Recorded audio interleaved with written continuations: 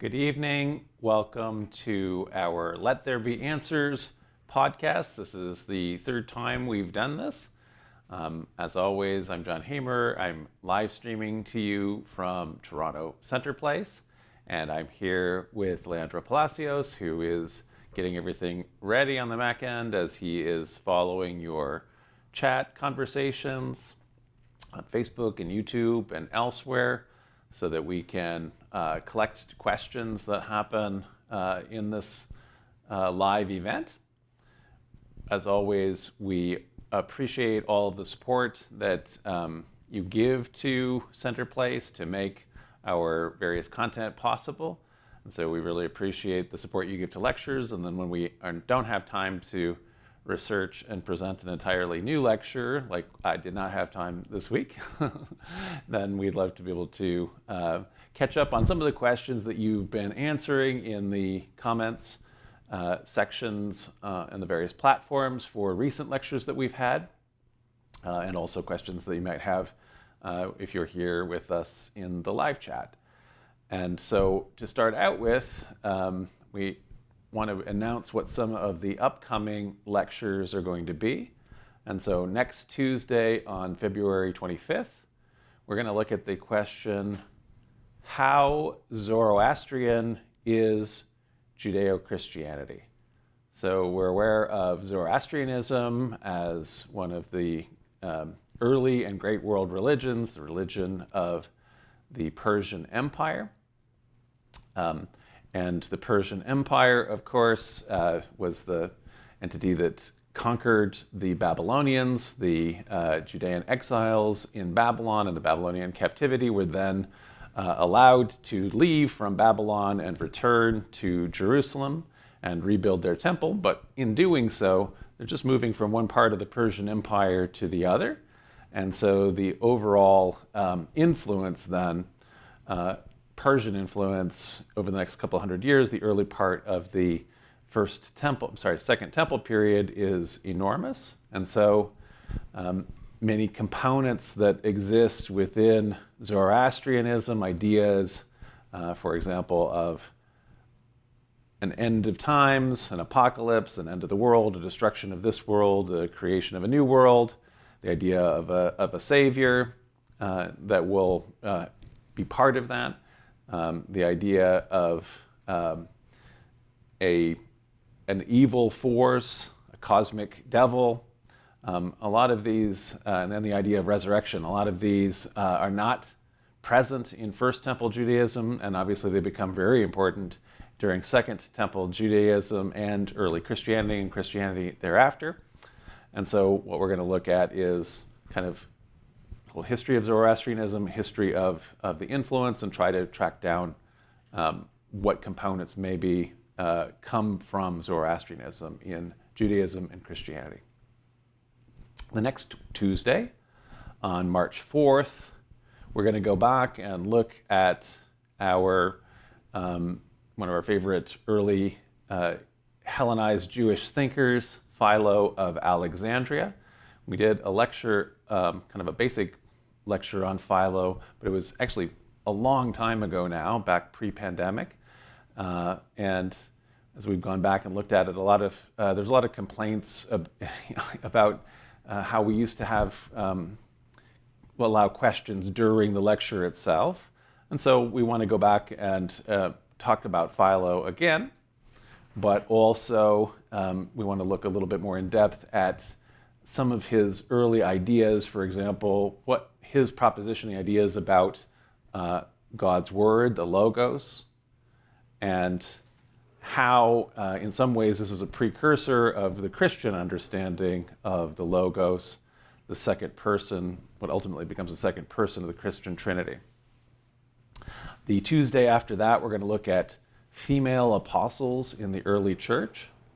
So, although fairly early on in some components of early Christianity, and then ultimately in the official state religion that emerged out of the Nicene Church, the Proto-Orthodox line, women's roles in leadership in Christianity were curtailed.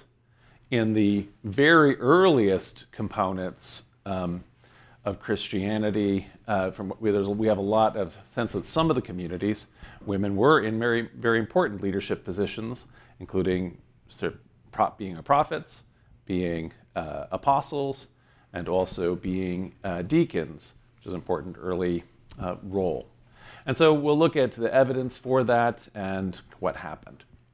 And then finally, the next week, we're going to actually try to take on what is the Trinity. So a lot of people are not fans of the Trinity, but nevertheless have goaded me into doing a lecture on what is the Trinity so that I can commit heresy by explaining it wrong. So that's what we, hopefully those are all good. One of the things we want to do in this whole Let There Be Answers is throughout, of course, we want to have your questions, but also if you have ideas for future lectures, also put those in and we'll be sharing what some of those answers are. And so, I don't know, maybe Landro, are you set up and ready to join me? There he is. Hey, John. Thank you. Hello, everyone, and welcome to this third episode of Let There Be Answers. And we are really excited. We have collected questions primarily from the last few lectures that John offered here on our channel. I want to start by reminding you how we count on you to continue to grow the channel. So if you haven't, please subscribe to our channel and just hit the like button so that we can get noticed by the algorithm. I'm going to also thank those of you who have already helped the channel with your super chats. Thank you, JM, Dave Anderson, Dartharama, and Fire Ever Living for your support. I don't think, am I missing somebody? And Bo the Wolf also. Thank you, Bo the Wolf. And we got your questions. So we will be collecting your questions in the chat. We'll do our best. We do have quite a few lectures already lined up. So why don't we get started, John? I have, let's go back to a question that we received on the What is the Ark of the Covenant lecture. All right. From Gordon McIntosh 2655. Gordon says, if the ark contained such power, how could it be destroyed? So, Gordon, you're mixing the stories about the ark that are literary, that are written into the text, with then the history, which is not part of the text. So the ark is not destroyed in the text ever. It simply falls out of the text and it doesn't exist anymore. And so literarily, the ark has all kinds of power as people are writing stories about an object that are primarily mythic. And then there's a possibility that there was some sort of an object that existed at the end of the First Temple period. It wouldn't have dated back to the Exodus, which is, or to Moses and Aaron, because those are, again, mythic times. But if there was an actual object in the Jerusalem temple towards the end, then it would have gotten destroyed because the temple got destroyed. And why would the temple get destroyed? Because it's a historical object then, and historical objects can get destroyed. Thank you. We have another one on the same lecture from the Almighty AKU 4153. So they say, I wish you had gone into the similarity of the ark and idol caskets, like the one found in King Tut's tomb, which almost exactly matches the description of the Ark of the Covenant, except for a big old Anubis jackal statue on top of it. Yeah, that's interesting. So we did talk about in that lecture that actually portable shrines are not unusual at all in history. So it's not like the Ark of the Covenant is the only time that anybody will have done that sort of thing. There are ones where people had portable shrines where we can say for sure those actually did exist. And one of the ones that you mentioned is an artifact that was discovered by archaeologists when they unearthed the tomb and all of the items within Pharaoh Tutankhamun's tomb. And so that shrine, in the portable shrine from the Egyptian version here, is a wooden box that was covered with gold, so just like the ark is supposed to be. with two long rods that are covered with gold that you use as handles so that you could carry it around, just like one is supposed to do with the ark. And the difference is, unlike the Ark of the Covenant, which is described as having two cherubim on top with the wings, it instead has a Anubis, a jackal-headed, the god of the dead in ancient Egypt. And so there's a similar idea between those, that they're portable shrines. However, they would have been used very differently. So the reason why this shrine is portable is because of part of the funerary or burial goods for the pharaoh. And so they would have had a big funeral procession, and you needed the shrine and it to have handles so you could carry it along in the funeral, and then they left it in the tomb. Whereas the description we have for how the ark would have been used, one of the descriptions, is the idea of it is that it would have been used as a kind of a war totem as they're taking it out into battle in order to rally all of the Israelites and as they're fighting their enemies. Thanks, John, for that. More questions on what is the Ark of the Covenant. And this one comes from several viewers, actually quite a few. So I'm not gonna say all the handles. So basically, the story about tumors and keeping 2,000 cubit distance sounds like radioactivity, ionizing radiation. Also, shielding it in gold would have prevented alpha and beta radiation to get out. And so there's a lot of questions about, like, I would say thinking or speculating about radiation and in the ark. Yeah. So this is multiple people had this idea, because when we hear in the biblical account, after the Philistines have captured the ark, they take it to different Philistine cities, and everyone in the cities get tumors. And so then people, I think that made us in our atomic era immediately start to make that connection, with radiation and poisoning, those kind of things. And as you guys were all coming up with that idea, it reminded me of the Star Trek: The Next Generation episode, Thine Own Self, where Data loses his memory and he's living among a sort of a Renaissance era people, and he's got these radioactive metal that is causing everybody to have radiation poisoning and things. So it's a fun idea. This has nothing to do, again, we don't need to, this is the wrong, this is the kind of ancient way of rationalizing historical stories. In other words, we're getting a story that is not historical. So we take a mythic account, and then trying to rationalize it and say, if it were this, it would actually be historical. We don't need it to. We don't need to come up with a naturalistic explanation for the story, because the story is not like it has a historical witness. This is a literary creation. It's a mythic story. Thank you. And more questions on the Ark of the Covenant from Anthony Arena. Why would God need a box for the presence of God to dwell in? Was their concept of God something like a genie in a lamp kind of thing? So ancient people did think that gods needed things that would be similar to things that humans needed. So naturally, humans anthropomorphize. We imagine. When we think of forces, we think of forces as having human-like intent and being like humans. This is why ultimately in paganism, the gods are all taking kind of human or picturable form. And so the hurler of lightning bolts is Zeus or Jupiter or Thor. And so on, we assign kind of a human quality to those kind of forces. So in the same way, you're talking about like needing a portable shrine. It was very common throughout all of antiquity to have a temple. A temple is a house for the god. So humans want to need a house. You envision a god or a force, and you envision that anthropomorphically.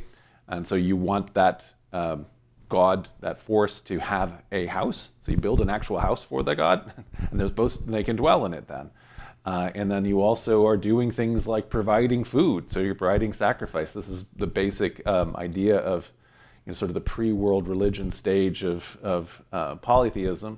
You need to continually offer sacrifices and food in order to maintain the God's capacity to make all of the things happen in the world. You want the sun to come back up again. So that's why this earlier conception that people had of the gods, and ultimately as they're envisioning the God of Israel as God, then they no longer see a need for God to be in any one place. So even though it emerges out of that tradition, it's reflecting a more primitive conception of the divine.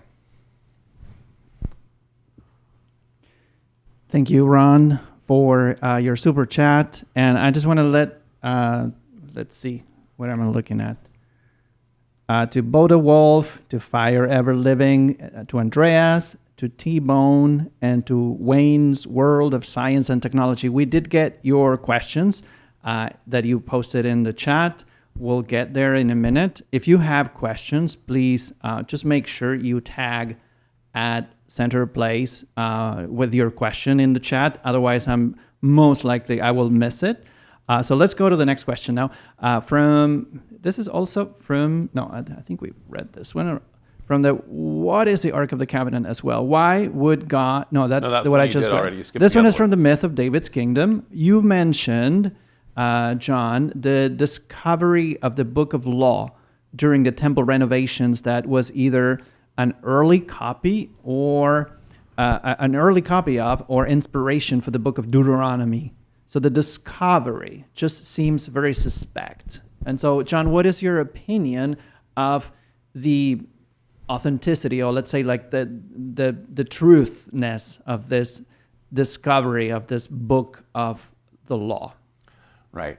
So there's a very similarities within the book of Deuteronomy, which describes itself it's described in a very similar way as in the Deuteronomic history in the book of Kings of the discovery. So that there's to put it in the mobile shrine, next to the ark, and then later the priests the scribes and priests at the time of Hezekiah find it in the temple, and it's also supposed to be then the book that they find is a book of the law, and so scholars very, very much identify this with either Deuteronomy or an early component of Deuteronomy. So I think your question is that sounds fishy, right? So, and of course, the answer to that is yes, in some ways. So the scholars often describe this as a fraud that has a pious intent. So a pious fraud is one way you describe it. Or another possibility is, fraud is a clear understanding that when they are writing this book, they know that they are not Moses. So even though Deuteronomy suggests that Moses is the author of this, the person who's writing this is not Moses. It's being written centuries after the figure of Moses would have lived, if Moses is a historical figure at all. And so in that sense, it is not what it claims to be. So it's either, let's say, then a fraud that is being committed consciously with the purpose of legitimizing a religious reform, and so therefore a pious fraud, or the scribes who are writing it believe they are writing down what the actual words would have been had they survived. In other words, they're doing it with an intent by recording traditions that they think are authentic and are presenting it. Nevertheless, even there, you might call it a little bit of a fraud, or still a pious fraud. And so, but it's definitely not what it claims to be. So yes. Another question from the Ark of the Covenant. This one, there's a lot of questions that we received in this lecture. This one is from Barnes Web 52. Have you read The Valediction of Moses by Aiden Dershowitz, The Moses Scroll by Ross Nichols, or The Origins of Judaism by Jonathan Adler? I really believe we have all inherited faked and altered scriptures. I have that book here, like the last one. Oh, you do? Yeah, The Origins of Judaism. So we do look at that one. The other two I haven't read, but I have read a lengthy article in the New York Times about Dershowitz's work. So in that particular case, we're talking about this discovery that a 19th century antiquities dealer made about, and this guy was named Moses Shapira, and he announced that he had found 15 fragments of a manuscript written in Paleo-Hebrew. The manuscript was very similar to Deuteronomy, but it was different. And so, for example, it lacked some of the references to a law code. And so very quickly in the 19th century, it was dismissed as a modern forgery. And then Shapira later committed suicide, and now the fragments had been lost. Nevertheless, what he had has been published, and so some recent scholars have gone back and reopened the question. Is this maybe not a fraud? And if so, it would be the oldest of our Torah-related manuscripts, and it would represent a version of Deuteronomy that's older than the version of Deuteronomy that we have.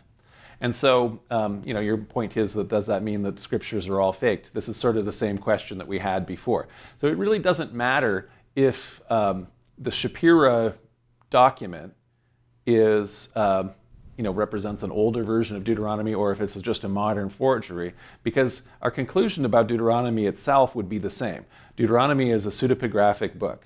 It is not, it's not written by Moses. It was written by someone centuries after the time period when Moses would have lived, if Moses had been a historical figure.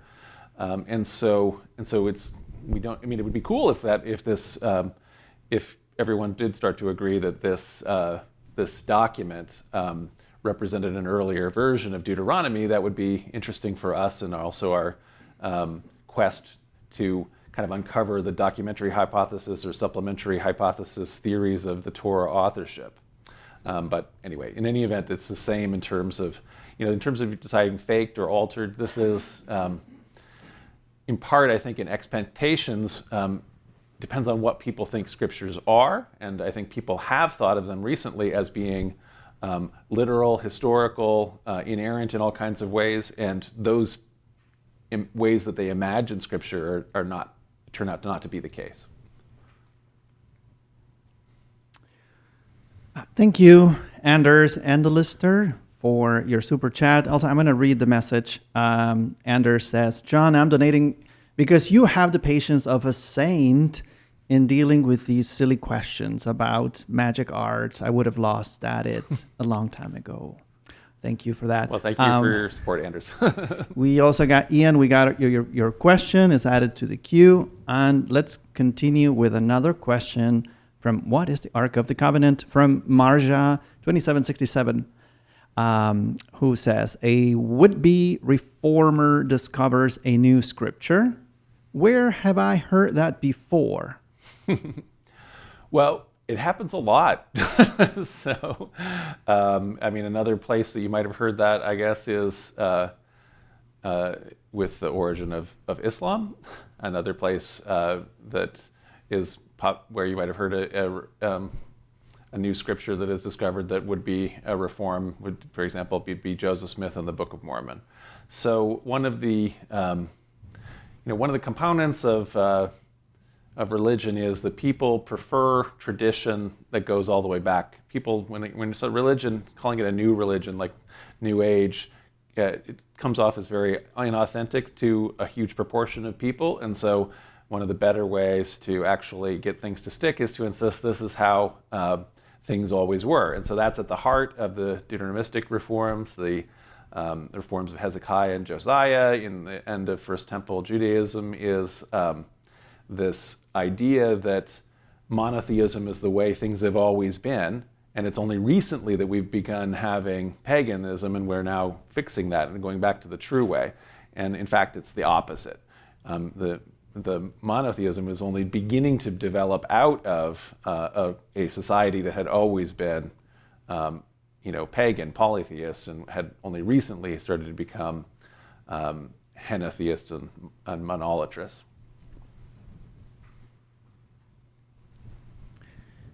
Thank you, John, and thanks to our Discord team, who's Fastball Flakes and team helping me keep track of the questions that come from our Discord channel.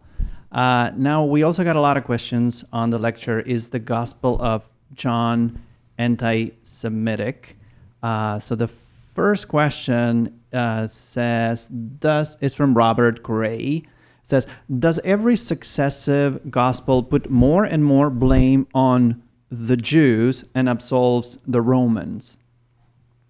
Yeah, Robert, I do think that I read it that way, yes. So our earliest narrative gospel is Mark. And so Mark is already exonerating Pilate to an extent. So Pilate tries to release Jesus and says, I'll let somebody go according to this custom. But the crowd picks Barabbas to release and not Jesus. And then in that gospel, very clearly, the Roman soldiers crucified Jesus. The next gospels use Mark as a source, so Luke and Matthew. Luke's version greatly increases the story of Pilate's hesitation. He continually doesn't want to be engaged in this. And then it also, Luke, the author of Luke, adds Herod the Tetrarch into the narrative. So Herod also becomes part of the judgment story. And so there's more taking away from the Romans alone doing it. Matthew's version expands on Mark, has Pilate wash his hands in front of the crowd. He says he's innocent of Jesus' blood. And then in Matthew's version, we have this horrible addition where the people shout, his, be a blood be on us and our children, something that nobody's ever shouted in real life. It's not what you shout, but in any event, this is something that the Gospel of Matthew has added, which ends up being a precedent for all kinds of anti-Semitism in Christian history afterwards. John's version, as we saw in that lecture, has the Jews, so-called, as a distinct group who are essentially the other, as if Jesus and his disciples aren't Jews. And those Jews form a conspiracy to kill Jesus after Pilate's trial. And after Pilate has his trial, he hands Jesus over to Jews who kill him. And so it's not even necessarily the Romans who are crucifying him, even though it was the Romans who would have crucified the historical Jesus. Later Christians even go further to try to rehabilitate Pilate. So there's lots of apocryphal, pseudepigraphal texts, the Acts of Pilate, the letters of Pilate. And in these later documents the Christians write, they claim that Pilate afterwards even converts to Christianity and is tried before Tiberius and things like that. So there's a real attempt to exonerate Pilate and the Romans, unfortunately. Okay. Another from the Gospel is the Gospel of John, anti-Semitic. And one question that many viewers had to do with John or the author or authors of John himself or themselves. For example, wasn't John a Semite? And if he or they were, then how can we say that John, the book, the Gospel Right. is anti-Semitic? Exactly. So there's a valid question here. So and the complication is, I think it was asked, wasn't John a Semite? So there is a historical disciple, John, and he's one of the people that Paul actually met, and so therefore we know there's a historical figure. However, we don't know that historical John has anything to do necessarily with the gospel that is now an anonymous gospel that now bears his name. We do know that the gospel that is called John had multiple authors, and so we don't know entirely who they all are. So a lot of it, but in some of them, at some stages, in the earliest stage, maybe some of the earliest ones, many of them probably did have, the earliest ones maybe had a Jewish background as they were and it was even written while proto-Christianity is still a sect of Judaism. And so in that case, this is like the other Gospels where this is still, let's say, intra-religious self-criticism.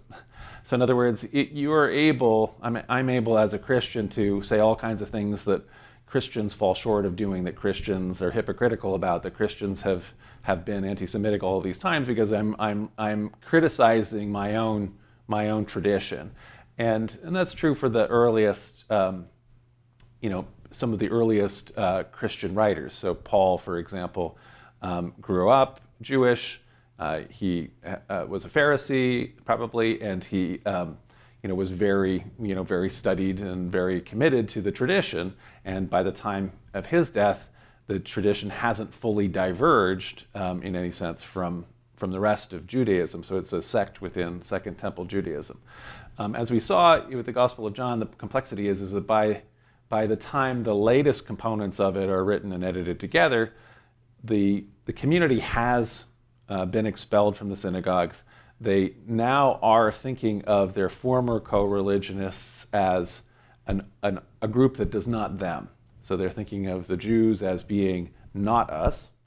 And the community is not fully, it's not like it's fully all, whereas its foundation comes out of Second Temple Judaism, but it's not as though all the members are ethnically Jewish. So some of them would have had a Jewish background, but we can tell from the text that many of them had a Samaritan background, and then many others will have had a pagan background, whether it's Canaanite, Syrian, or Syro-Phoenician kind of thing, as we would say, or Anatolian, possibly even Egyptian, a Greco-Roman pagan background. And so at that point, that's where it's starting to be, you're criticizing somebody who isn't you anymore, as opposed to internal criticism. We have a question from Arianism versus the Trinity. Ooh, like your chance to say something heretical. Yes. And actually, I'm going to throw in another question that came from the chat, I think.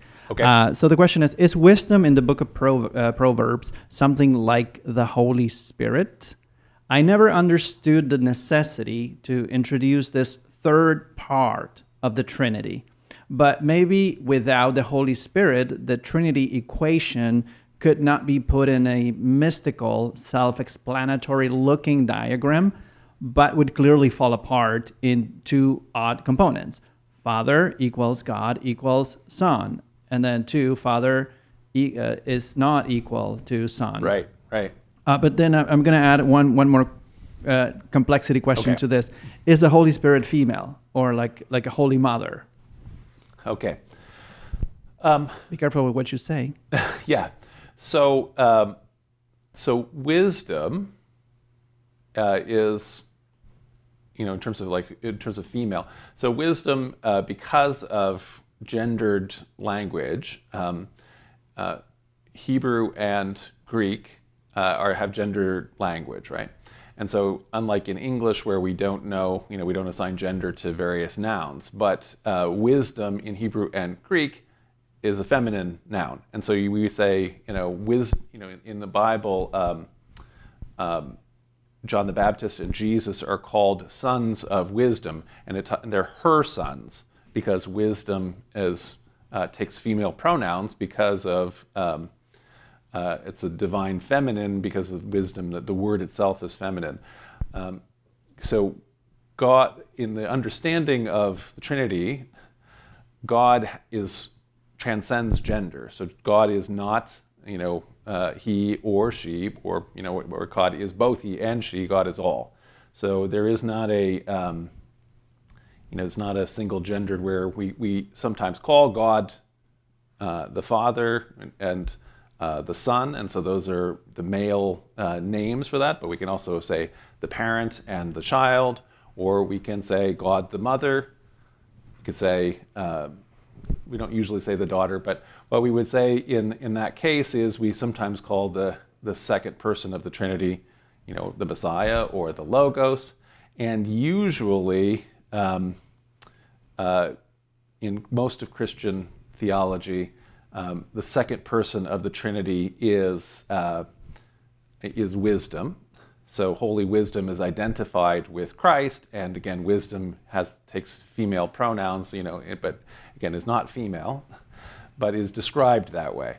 And certainly there were medieval theologians who talk about Christ and the second person of the Trinity as having female components, and so thinking of Christ as our heavenly mother kind of idea because of the stereotypical female characteristics of nurturing and compassion, and so that's one way that the Christian theologians have related to God through the prism and vision of the Trinity that way.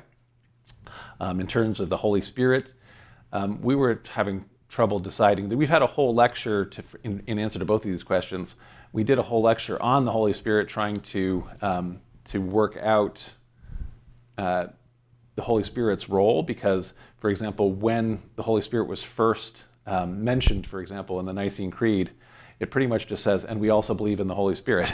So there was all of this controversy about Christology leading up to Nicaea, and and the Holy Spirit almost comes off like an afterthought.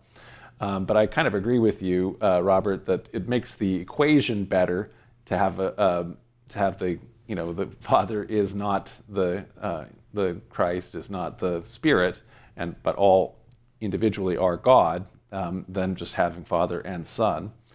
And that might have been part of one of the considerations, but also possibly just trying to figure out how to understand. The Spirit does have a big role, in the different biblical accounts and the New Testament accounts, so trying to figure out how that relates to God. And then in terms of is the Spirit female, I've heard people use, different pronouns for the Spirit. I tend to fall back on it, which I think is probably a problem because of the way English works. But so I think it's, again, my answer to all of these is God transcends gender. Okay, we have a question that came in the chat from Bo the Wolf with a super chat. Thanks again. What are the most significant theophilosophical themes that differentiate third Enoch, the third book of Enoch, from earlier Enochian texts? So how has this theme influenced later religious text which came after it? So we're talking about the third Enoch. I know, but Bo, that is an in-depth for me right now. It's been a little while since we did the Enoch books, and so did we have a lecture on I don't know if we did on this particular book. Third, so we did you did second Enoch. So we did the context of First Enoch, then we did the content of First Enoch, then we did the second Enoch. Second Enoch, I remember that and one. We talked about the other ones, and so I can't tell you the answer to that, Bo, offhand for third Enoch, but it's something that we can go back to. Those the Enochian community is one of the interesting ones that shows again this interesting diversity within Second Temple Judaism, and so it's a rich set of texts to go back to, and so we'll have to go back and do one on third Enoch.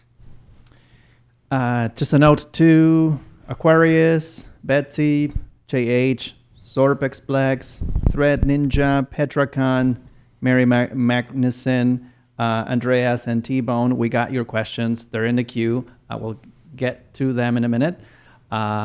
And let's go first with another question that came with a super chat. Thank you, Fire Ever Living, and thank you for keeping the chat civil. We'd like to have a civil conversation. Thanks for your help with that. What do you think, John, of the theory that Marcion's gospel came first, and then Luke was a later reaction or redaction of that? Yeah. Redaction of that. Right. Well, Luke would be a so the idea of it is when we've had so Marcion is an early leader. Marcion has a very different take on especially the Old Testament from his fellows in the emerging proto-Orthodox community. But he's so early that his very different idea was, and he's a great thinker, was also becomes very popular, and he, because he's rejected by the proto-Orthodox leaders, he organizes his own churches, which maintain themselves for a couple centuries, and so it's his teaching is quite popular. So part of his idea, though, is that the God of the Old Testament is the false God, and then there's a true spiritual God who that Christ represents or is a representative of.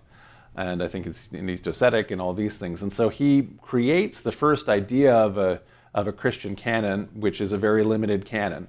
And so we don't have his canon because, as always, whenever there is a group that is deemed heretical, the proto-Orthodox guys burn all their books, and so unless somebody was fortunate and went off to the desert in Egypt and buried everything, and then we can later dig it up and have it like we have now with all the Gnostic texts. We don't have that for all of Marcion's canon, but what we do know is that he rejected the whole Hebrew Bible in most of the what becomes the New Testament, and instead picks a certain set of Pauline letters, and then he has a gospel that the proto-Orthodox writers say is is an edited version of Luke. So he's taken Luke and made it shorter. But there's a recent theory, as Fire Ever Living is saying, that what if actually that Luke itself is that Marcion's Luke was Marcion's own book, and then the version of Luke that we have is that book plus additions. So did somebody then take Marcion's text and then make it more orthodox by adding things to it? And the way they've done this is interesting. So there's been a bunch of studies where we don't have what Marcion's text was, but we have all kinds of proto-Orthodox writers like our friend Irenaeus who just write at length about why Marcion is wrong. And so when that happens, they're quoting him a lot. And so they've been able to try to do some textual analysis of all of the different quotations about as they try to reconstruct what Marcion's gospel, what Marcion's version of Luke would be.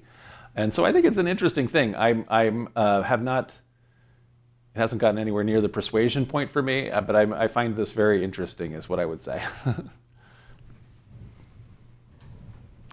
A note to Nick C. and David Newell. We got your questions. They're in the queue. We'll continue with the questions that we received prior to this live stream. The next one is once again, is the Gospel of John anti-Semitic? From Joe Bloggs, who says, when will academia acknowledge how widespread the two powers in heaven messianic belief was in Second Temple Judaism? Nobody will understand anything unless they connect this to Jesus and how many people easily understood what he is, thanks to this two powers in heaven belief. The 2nd century AD rabbis had to ban the belief in the Messiah as God based on their own authority. So there's two powers in heaven. So this two powers in heaven, early rabbinic reports about Christianity and Gnosticism, is a book by Alan Siegel, and he's taking the writings of the rabbis, which are later, and he's mining them to see how are the rabbis responding to Gnosticism and early Christianity. And I don't know if I agree that this isn't widespread knowledge. I think there is a widespread knowledge. Well, maybe here's where it's not widespread. So there's widespread knowledge, I think, that there's a lot of diversity of thought and belief and even theology in Second Temple Judaism. So we're going to have another lecture on Philo, who has incorporated the idea of multiple hypostases within God, so that there is a possibility, like you say, of two powers in heaven, and that there are echoes of that that are philosophical like that and late, or that are also dualistic because of the influence of Zoroastrianism. So we're going to have a lecture on Zoroastrianism. And then there's also Gnostic Judaism too. And so I think that there are actually a pretty widespread understanding that Second Temple Judaism has a great diversity of thought. What isn't as widespread, I think that ends up happening is that people retroject rabbinic Judaism back a lot further and assume, for example, that they'll make all these assumptions. The historical Jesus, since he's a rabbi, he would have had to have done all of these things based on how rabbis are operating or saying the traditions are later. We don't know that about a teacher in in Galilee in the 30s, because again, this is a very diverse movement at the time. A question from Miguel Angel also on the lecture: is the Gospel of John anti-Semitic? Are the signs of the break between Christian and Jewish communities present in the original version of the Gospel of John that we know today? Or are these... so I think what Miguel Angel means there, like, the clues that give us modern readers that the let's say the Jewish Christians and the rest of the Christian community was breaking apart. Right. Are they later additions to the Gospel of John, or are shared throughout all the versions of the Gospel of John that we have in the manuscript tradition so far? Right. So yeah, that's a great question. So the version that we have now, where we talked about there being 63 times where the text talks about the Jews, we as a group that is like the other. So this is reflecting the experience of the authors who are putting together the final version of the gospel in the 90s, as opposed to anything like what would have been like in Jesus's day. So there is but we know that there are multiple authors in different stages. And so the earliest part of the gospel is a hypothetical text that scholars call the signs source, or the signs gospel, which is 7 or 8 different episodes where, beginning with the Jesus turning water into wine, where Jesus does a miracle, and it is perceived as a sign that he is the Messiah. And then in addition to that, then that switches into another early source that might underlie it, a passion source. And it may be that the sign source and the passion source were one original text that the later authors of John have expanded. And so Robert Miller, biblical scholar who... I'm going to cough for a second.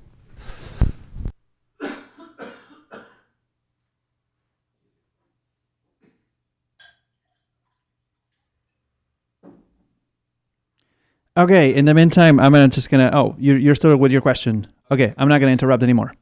Well, I was going to say, Robert Miller, who's a biblical scholar who's reconstructed the signs gospel and a signs and passion source text, and it's published in a book called The Complete Gospels. In his reconstruction, all of that stuff where it's talking about the Jews, that's not part of the original source. So those are all reflecting the later authors and their time. And so it wouldn't have been part of that earliest layer. And so the earliest layer might have even, again, been written when, before Christianity has emerged as its own religion, has had this division where the Johannine community has been kicked out of the synagogue, and instead is reflective of this earlier time period when proto-Christianity is a sect of Judaism. So yes, that's a good question. All right. We still have a lot of questions. We have even quite a few questions that come from Discord, but I will address 2 questions that we just got in the live chat on YouTube. One from Patty O'Reilly, who says, will you be doing a video on Akhenaten, and do you believe he influenced Abraham? And we do have a lecture, I think it's from 2018, about Akhenaten and monotheism, that I was thinking today, John, we should just do a follow-up lecture on Akhenaten. Yeah, so that's a fascinating topic, and there has been like more research since we did that lecture. Yeah, and that lecture has all those interruptions that some of you don't really appreciate. So it's probably a good time to do it again. I don't know. What do you think? Do you want an Akhenaten lecture?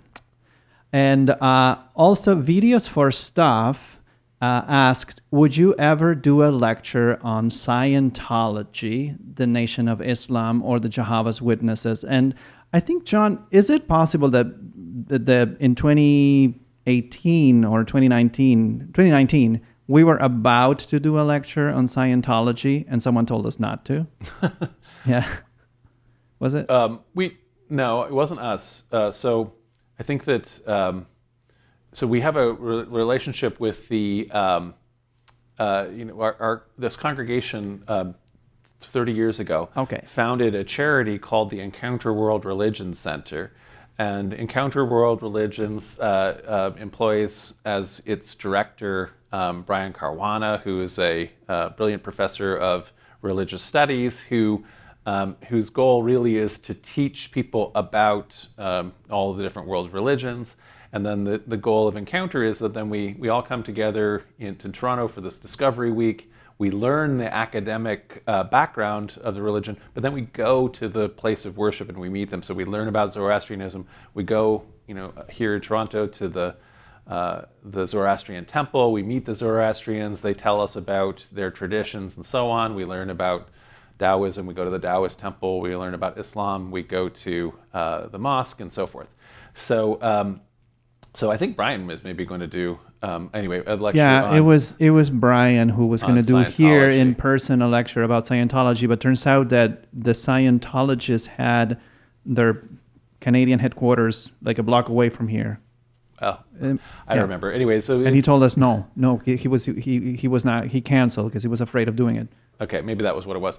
I'm not an expert on that, and actually any of those topics. So unfortunately, I probably won't do one. There might be there's interesting ideas about modern religions, but I guess my focus has been especially on antiquity, which is where my area of expertise is, and on the Middle Ages. And so the point of any of those is I would be probably just totally repeating what other people know, as opposed to any completely out of my depth. Thank you. We got thank you, JH, for your super chats, 2 of them, and also we got a question just now. Got a question from the Temple Podcast and from Laurentiu that we added to the queue. Oh. Let's continue with a question from the Discord server. From Ghost Machine. Did Jesus really prophesize the destruction of the temple that the temple would be destroyed in 70 AD, or is that just made up that he prophesied about that? So the texts for that are written after 70. So one of the things that people, modern people, because of the ancient people too, were interested in magic. But one of the things that people want the idea of prophets is to predicting the future. The role of prophets in antiquity, so there's 2 different types of prophets. There are literary prophets, and then there are prophets that you're experiencing in real life. The prophets that you're experiencing in real life are warning people that if we continue to do these kinds of things that are unjust, if we are, Isaiah is going to be warning everybody, if we're going to continue to do all of our legally ordained sacrifices and things like that are supposedly keeping the divine on track and making the world maintained, while ignoring all of the widows and orphans in Israel so that they are living in horrible poverty, God is angry at us for that kind of a thing. And so they are calling out injustice. They're calling for reforms. That's what a historical prophet is doing. Then literary prophets, like we had a lecture on the book of Daniel, which is a pseudepigraphal book that is written hundreds of years after when the literary figure of Daniel would have lived. And as a result, it's predictive of the future because the person who's writing it and pretending to be Daniel is writing about things that happened in his own past. And so it's incredibly accurate all the way up until we get to the moment when the person is writing, and then all of the predictions going forward go off the rails within a few months. And so all of the things that he doesn't have that aware. So the future is unwritten. Being a prophet is not about predicting the future. The predictions that Jesus makes in the Gospels, like the destruction of the temple, are written down after the temple is destroyed. Thank you, Samuel Penrod, for your super chat. And Samuel proposes a lecture on the influence of Greek religion and culture including the works of Homer, Plato, and so forth, and Judaism and Christianity. I mean, we do have some lectures that are sort of like on that topic, but we will do a lecture on Philo. So that's... Yeah. So one that we're doing in 2 weeks, 2 was weeks? it? Is on Philo of Alexandria. So this is a great Jewish intellectual who is completely committed to the Pentateuch, to reading the Torah, but he reads it in Greek, and he's completely committed to synthesizing it through. He's a Hellenized Jew, so through the lens of Greek philosophy, and that was again part of the diversity of understanding of Judaism in the Second Temple period, and indeed that's the real foundational component for what becomes Christianity, which is to say the more Hellenized component of Second Temple Judaism. And so, as you were kind of pointing out here, Samuel,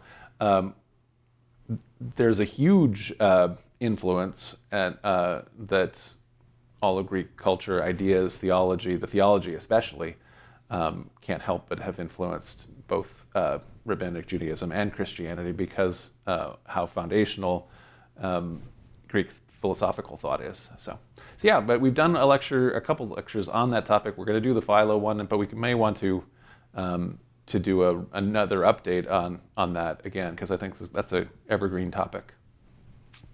All right.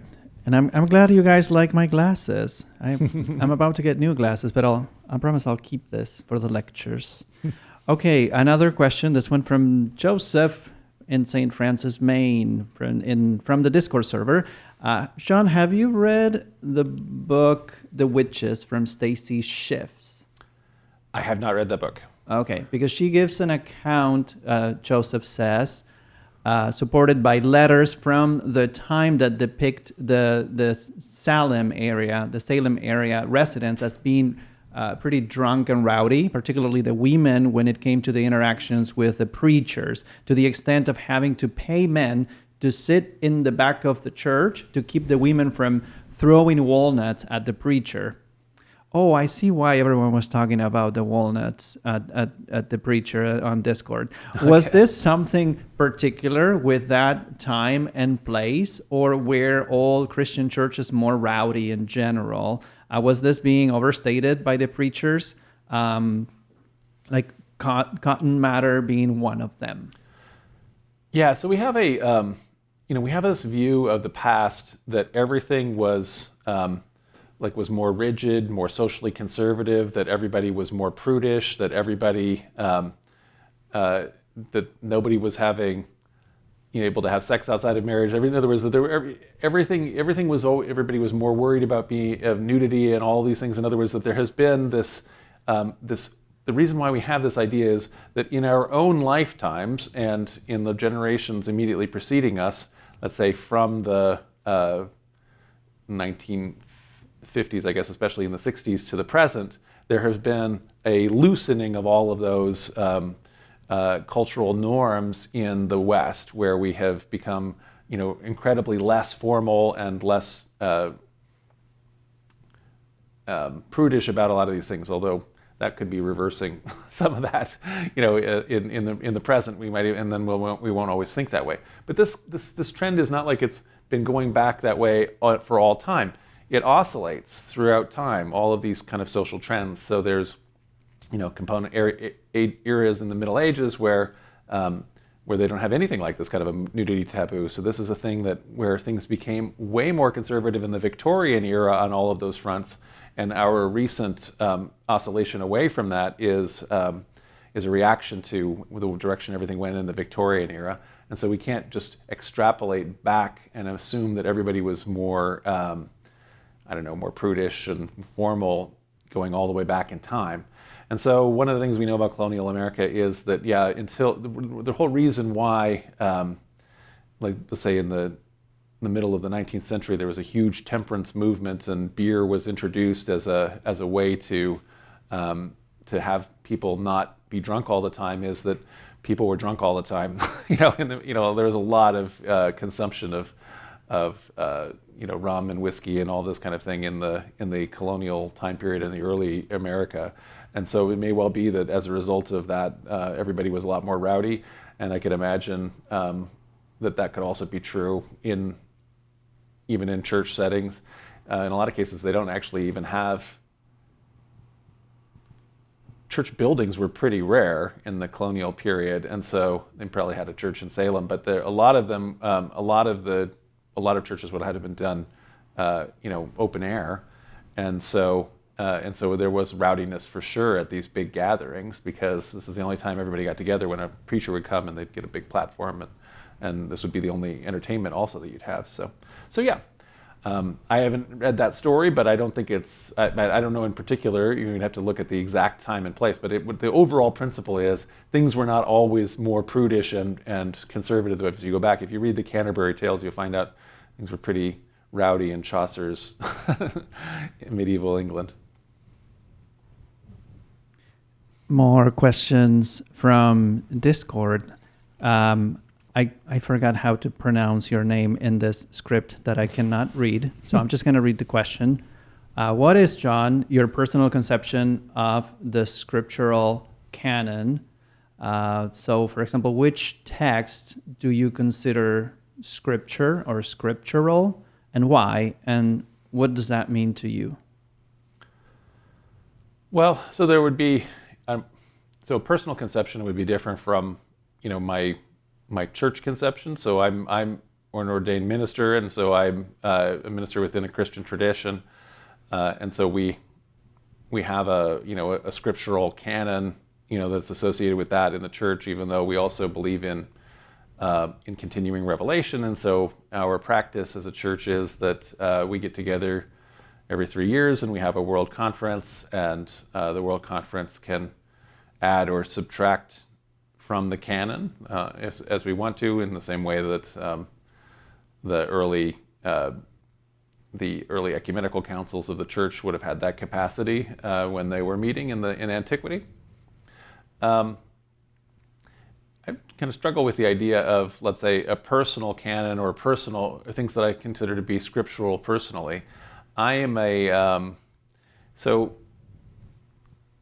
on the one hand, I have texts that can be, like, say, very meaningful to me, but on the other hand, I have a real sense of finding truth wherever it is found, and that's also a motto in our church, truth wherever it is found. And so I don't, I think, go back to any like a core text and say, this is the one that I always go back to. Even books that changed my thinking at a certain point and got me, to embrace all kinds of new ideas that, were maybe a watershed for me. And in some ways, that's a tool or a ladder that I used, and that I don't necessarily always need to go back to.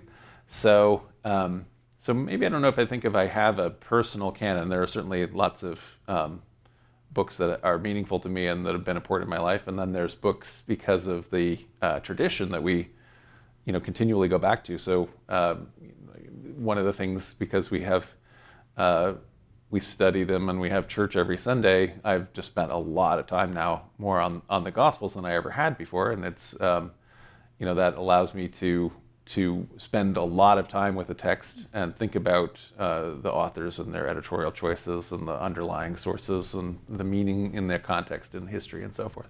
But I think, John, you say something very important, which is the canon doesn't really make sense as something personal. Like the canon is really what defines not defines the church, but like are the books that the church considers like that are part of this conversation, that it's like it's a two-way relationship that the community that is the church has with this scripture. Yeah, and so there was part of the issue now that there's this incredible fragmentation of media is that back in the day, you could make references and we would all maybe, if we all came from the same place, we would all make them. And so, it is difficult for me, from someone who grew up in that earlier context,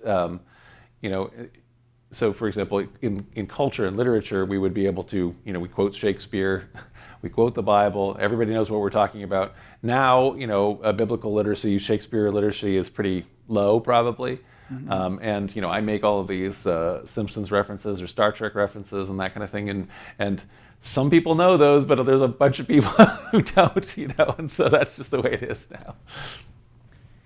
More lectures. We have more lectures, more questions. This one from Jesus and the Dead Sea Scrolls from Joy B. Doesn't this discovery of the Dead Sea Scrolls prove that Jewish groups before Jesus' time used and preserved books that later became part of the Catholic Bible? So the Protestant reformers' idea that they were not part of the Hebrew Bible and were not recognized as scripture by all Jews is false. Right. So you're referring to, Joy, you're talking about how there's this odd quirk that there's different Bibles in terms of all the different books that made it into the Bible or not. And so the Catholic Church and the Orthodox Church largely have more or less the same canon, which is larger than the Protestant canon, and it's also larger than the rabbinic Jewish canon. And it's because the Catholic and Orthodox Church more or less took the text that had been accepted as the Septuagint, the Greek translation of the Hebrew Bible, including some texts that weren't necessarily from Hebrew in the first place, but nevertheless were part of Second Temple Judaism. Protestants, when they wanted to break from Rome, they were also interested in new ideas of textual criticism, and they were interested. I'm going to.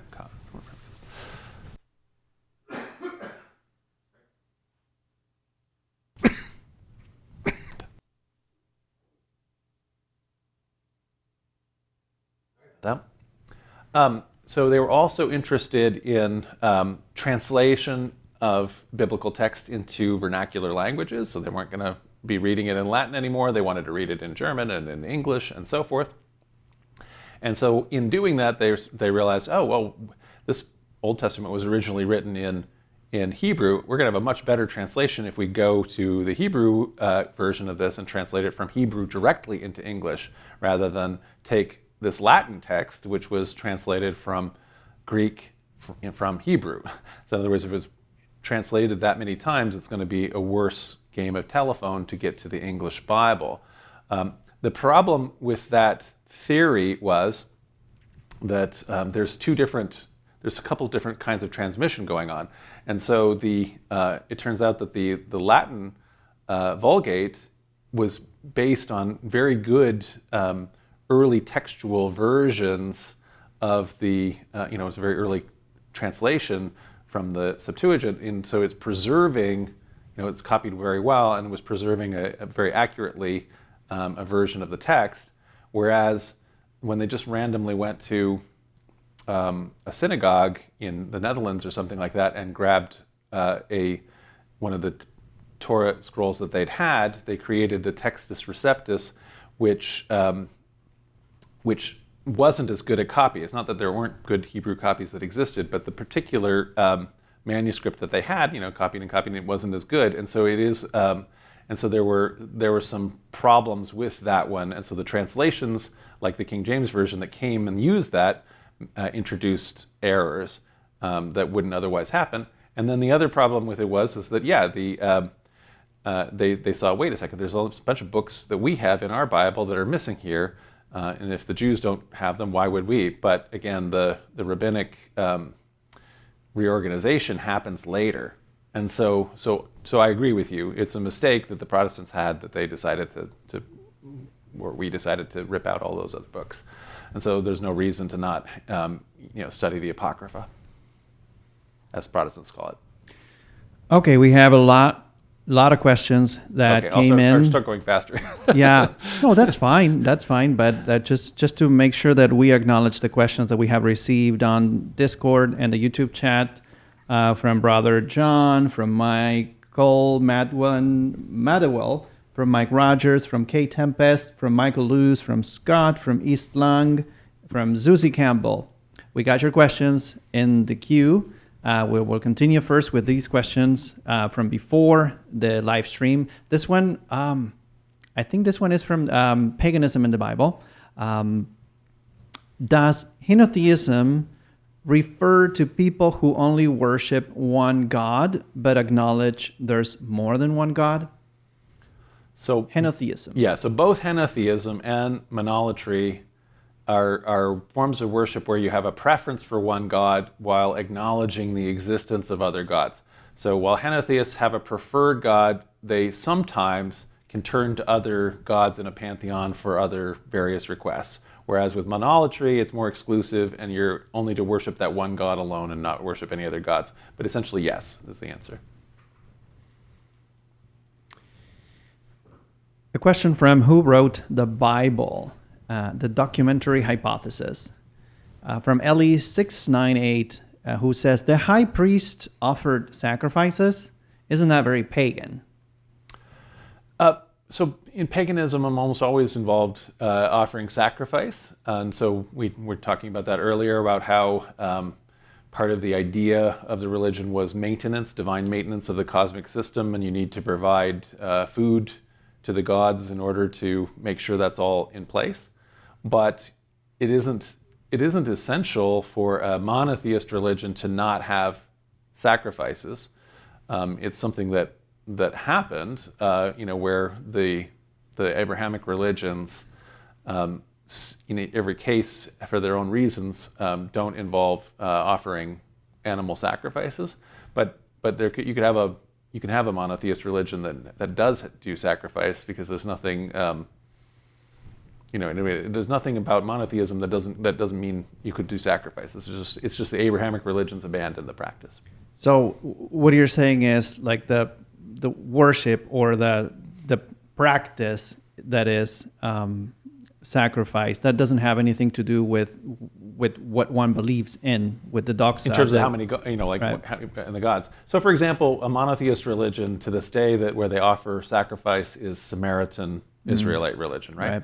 So the Samaritans, who are an Abrahamic religion, and an independent, expression of actually even First Temple Israelite religion that has continued down. They offer sacrifice as part of their practice, animal sacrifice and probably grain sacrifice too, I presume. And yet they are monotheists. So. And now, but now a follow-up question. But like the fact that the temple was destroyed and there was no possibility of offering sacrifice did not necessarily trigger a change in belief. Did that trigger a change in belief? Right. Like once you're no longer able to sacrifice, does that necessarily change not necessarily, what you believe in? So that's Judaism, right? Mm-hmm. So in Judaism, they don't offer sacrifices because the law forbids you to have a sacrifice anywhere but the Temple Mount, and they don't have the Temple Mount, and there's no temple there to do it, right? So in other words, Samaritans are able to because they have their Temple Mount, which is in Samaria. So their own Mount Gerizim, but that doesn't mean that not every Jewish person thinks that sacrifices are gone the way of the dodo. They think that if their temple was restored, that sacrifices would return. And so what I'm saying is there's nothing intrinsic to monotheism that says we won't do sacrifices anymore. I mean, every one of the Abrahamic religions, other than the Samaritans, have their own reasons why they don't do it. So in Christianity, it was decided that Jesus is an eternal sacrifice. Christ is the sacrifice, and so all of the sacrifices were simply prefiguring Jesus' eternal sacrifice, and so that's why that's not the necessary epistle to the Hebrews. Yeah. Next question is from who was John the Baptist, from D. Rorbinami, or something like that. If Luke is inventing all these stories that we read in the Gospel of Luke about John the Baptist and so on, doesn't that make him a very bad man for lying, for making things up about Jesus? Yeah, so we talked about this a little bit when we talked about Deuteronomy, and which is to say, how do we understand texts in the past? And so when a text is claiming authority or claiming things that the author doesn't know, and so yes, Luke probably, when we can look at different stories in Luke and say, this source of this is almost certainly a passage in the Septuagint, that is to say, the Hebrew Bible, the Old Testament. There's a story about Elijah doing this, and that serves as the inspiration for a similar narrative that happens in Luke's Gospel. And so your interpretation here, what is it? It's Jorbanami. Jorbanami is that makes them a bad person. Another suggestion that we had for this is that some people have called this a pious fraud. In other words, that you have a pious intent that you're trying to do, but even though you know that you're doing something that's a little fraudulent. I would actually say with the evangelists, that's actually even not what they're doing, though. What I would say is happening is that they want to tell stories of Jesus as the Messiah. They don't have all of the details of his life. Nobody was running around taking those down, and they are not eyewitnesses. But they do have a belief that Jesus lived according to the Scriptures, and that he died according to the Scriptures, and he was raised according to the Scriptures. And so what that means is, if they want to find a detail of how Jesus' life was lived, they can go to the Hebrew Bible, they can go to the Christian Old Testament, find a story. That story prefigures Jesus' life, and so they have a belief that Jesus would have done that kind of a thing.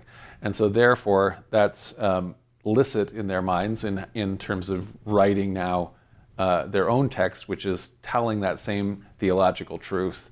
So the earlier text is typologically prefiguring what Jesus will have done, and so therefore they are sharing the same truth in their view.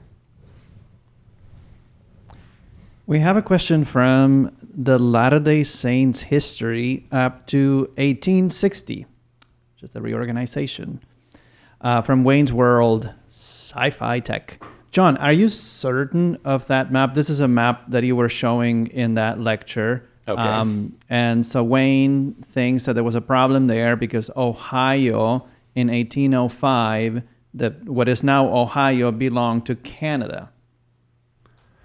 So, no, I'm right on that Wayne's World of Tech. So that's actually a map that I drew. Some of the maps I get from other sources, but in that case, this is the study of our own movement, and I've done a lot of mapping of that. So the answer to that is that actually, you would be talking about British North America. You're talking about British possessions in North America. Great Britain had ceded Ohio to the U.S. in 1783, not 1805. So no. Question from The Fall of the Gnostics from Geoplanet Jane. If Gnosticism was put down, why was the basilica in Byzantium called Hagia Sophia? Right. So I think one of the reasons why in modern times people are so excited about the Gnostics is that they like the idea of a religion that is really focused on wisdom and learning. And so gnosis means knowledge, and so we think, well, if knowledge is bad, according to the emerging proto-Orthodox community, why would the main Orthodox cathedral, why would they dedicate it to holy wisdom, Hagia Sophia? And the answer is that early Christians are not, the proto-Orthodox Christians are not anti-wisdom. They're very much in favor of wisdom. They just don't like the knowledge, the gnosis that the Gnostics have. And so Gnosticism includes, highly elaborated mythologies that talk about, stages of creation and, the demiurge and all of the different aeons and their paired aeons, and how the different, essentially Platonic concepts all came into being, coming down to to wisdom, who is a character, Sophia, but wisdom is also a character in the Hebrew Bible. So in the book of Proverbs, wisdom personified is with God in creation, and so is often viewed by proto-Orthodox Christians, Christian theology proper, as another name for, or the second person of the Trinity, so for the Logos, and likewise sometimes also thought of as the Spirit by others, and indeed in the Gospel of Luke, like I say, John the Baptist and Jesus are called the sons of wisdom. And so wisdom has a place in proto-Orthodox Christianity too, and certainly I'm in favor of wisdom, having emerged from that tradition. And so just because the particular type of knowledge, gnosis, was rejected by the proto-Orthodox community, that doesn't mean that they were totally anti-wisdom. Now we have a question from the fallacy of biblical literalism from Elodie Salgado, who says, didn't even the Assyrians and Babylonians write cuneiform tablets explaining the cosmos and constellations and that the earth was round? Didn't the Hebrews pick any of that up from them during the captivity? So you're right to remember that the Babylonians, were very famous astronomers, and that they were very influential on that. And so the Hebrews, the Israelites, the Judeans who are in exile when they are in captivity in Babylon, they pick up a lot of things from the Babylonians, including, for example, the calendar. And so they've abandoned their original calendar, the original Jewish calendar, and now the Jewish calendar today is an adaptation of the Babylonian calendar. But the Babylonian worldview is almost identical to the worldview that we were describing as the biblical worldview. So there is a hemisphere of the sky, a dome essentially, that is where the stars are all, the firmament, and actually we're only seeing the half of it as it rotates. So there's a sphere totally as it goes under, but the world itself is flat according to the Assyrians and the Babylonians. So they that takes place in their mythology. They describe a worldview that is very much in keeping with the biblical worldview. So they're all part of one cultural zone in terms of understanding that. And it's only later when we get to Hellenistic thinkers that where the idea, perceiving that the world is a sphere, starts to really take hold and be proved by Hellenistic philosophers. So it's after the Babylonian captivity, a couple hundred years. Okay, and we have Dartharama. We got your question. Quite a few questions in the queue. This is the last question that we got, that we collected from the comments that you leave after the live stream ends. So yeah, always do ask your questions there, and we will. Thanks to Fastball Flakes and the amazing job collecting questions. I think we have enough maybe for like the episode 4 of Let There Be Questions. But let's see how far we get tonight down the queue. We have another question from the fallacy of biblical literalism from Whirlpool Dude, who says, "Hi John, the bicameral mind theory as proposed by Julian Jaynes suggests that early humans may have experienced consciousness differently, hearing commands from one hemisphere of the brain as though they were from God's. Do you see any evidence of this psychological structure in the writing of the Bible, particularly in prophetic experiences, divine commandments, or the way figures like Moses, Samuel, or Ezekiel describe hearing the voice of God?" Probably, I don't know if you, Johnny, if you ever heard about the bicameral mind theory.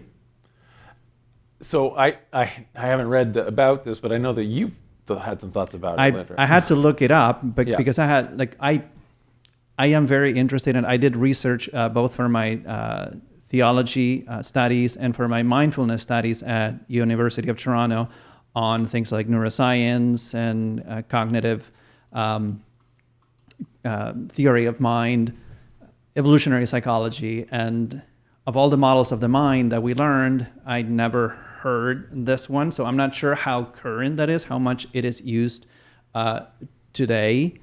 So what I did learn about, like doing a quick lookup on this bicameral mind theory, it's a theory from a psychologist from the 70s. Okay. And so basically what he is proposing is that around the time of the Bronze Age collapse, so that would be approximately the 1200 BCE, so more than 3,000 years ago, something changed in our mind.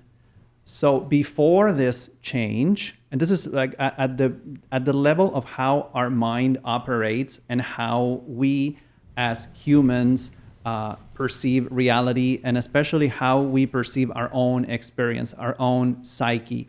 Yeah. So he proposes that before this change, basically the mind was like having two chambers. And so one chamber was speaking, the other chamber was listening. And sometimes the other chamber would obey to those commands and suggestions that came from the speaking chamber. And so he bases this. So supposedly you, Whirlpool, dude, you ask about evidence. And so James uses what he considers evidence, but it's very problematic evidence.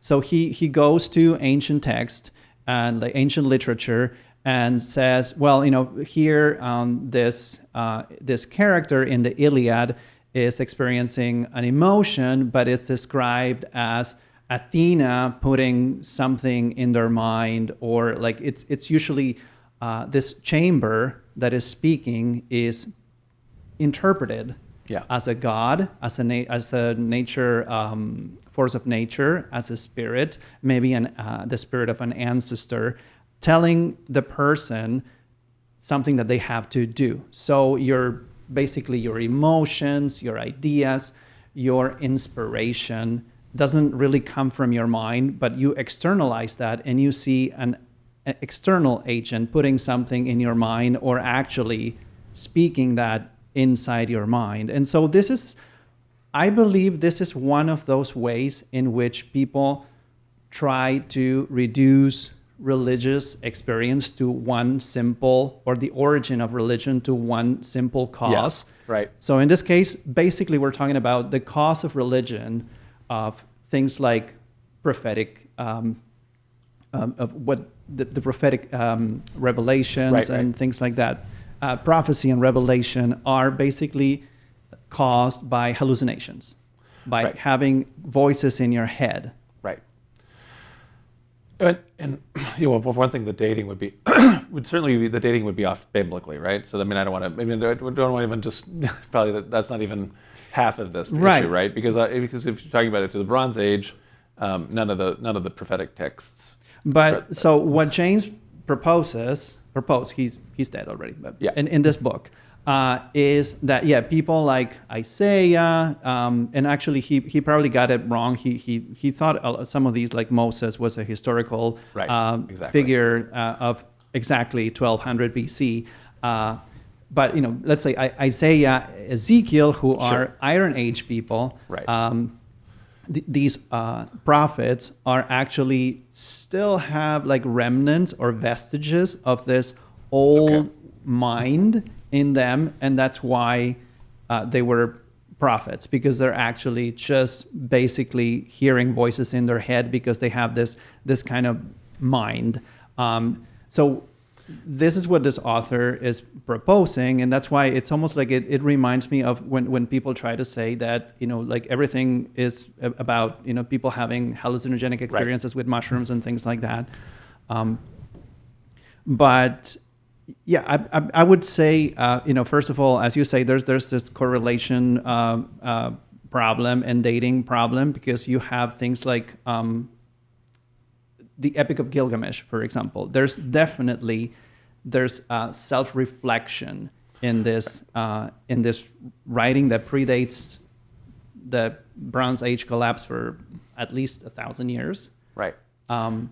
And so there really, if you want to look for evidence, you can see that there's actually self-reflection, people understanding that their emotions are their emotions, and right. Their ideas are coming from themselves, that their experience, their self-reflection about life and death and the meaning of life and why we're here, and all those things are already present in the Epic of Gilgamesh. So it's right. not true that right. all of a sudden humans gained that them. capacity and the Bronze Age collapse. So I would say no. Yeah, I agree with you. Okay, we have now a ton of questions. Let me go back quickly. Oh my. Okay, so I'm all the way up to the top of the question list that came in the live chat and in the Discord just now. One here is from Aquarius Gate. Why are we so focused on Abrahamic religion when God's presence and providence predated all by eons? Right. And so we're focused on it here because that's the inheritance of this community. So in other words, with this community that I'm a pastor of is a Christian church, and this is part of our basic inheritance. And we talked about how, for example, there's so much capacity for us to talk about all kinds of things, but by having a single touchstone that we can use as a shared legacy, shared sacred stories that we can talk about the meaning of, that allows everybody who's in the community to be able to focus on that and be on the same page. I'd love to, we've done lectures on it, and I love to find wisdom in things like the Epic of Gilgamesh, like Leandro was just talking about. But I have to introduce that to everybody, and not everybody, is committed to that text and would draw from it. So in some ways, it's because of I would say it's an inheritance is why. A question that from Betsy McGovern, which I did get her email. So she asked, she asked if I got her email, and she. You did get the email. Okay. Yeah, and so Betsy wrote me and said she grew up Unitarian, and so she didn't really understand some of the Christianity details, except for cartoons and Friends, and so one of the things that shocked her, she said she went to Lutheran Friends to church, and she was shocked to hear a song with the lyrics, "Eat his body, drink his blood, and we'll sing a song of love," which sounded like cannibalism and made me sick. And so the same thing during communion, she said she saw the Catholics had said when she experienced it, said Jesus took bread and broke it, gave his followers and said, "Do this in remember of me." And it only occurred to me one day that he might have been saying, as you must eat and drink to sustain your body, think of me as often as you sustain your soul and spirit. So thinking of his life several times a day would help you remember to be a good person several times a day. And I've always been curious about the original language. How did communion evolve? Who decided that it represented actual body and blood? So Betsy, it's very early in the tradition because we already have it in the writings of Paul. So the very earliest Christian whose writings survived, and he says, I give you this as I learned from first important, as it was passed on to me, that our Lord, on the day he was turned over, he took bread and broke and gave it and said, "This is my body and this is my blood." So the idea was there right from the start, or very, very early on, as a central spiritual practice. And it's one that is, though, very confusing, like you say. So Christians very early on are accused of cannibalism. When Pliny the Younger is a governor and he's trying to decide how to persecute the Christians, he has to torture some of them in order to find out, if this meal they're sharing a good meal, or are they secretly cannibals? And he finds out, no, they're just eating bread and wine and sharing other kinds of food. And so, in other words, they're not cannibals, despite how weird this sounds. So ultimately, this is the big difference, the crucial change here, or understanding that is problematic, and especially problematic again in modern times, is that we're kind of radical materialists. In order for something to be real, it has to matter. It has to be matter. Anything that is immaterial, and immaterial is even is a synonym nowadays for it doesn't matter, because of materialism.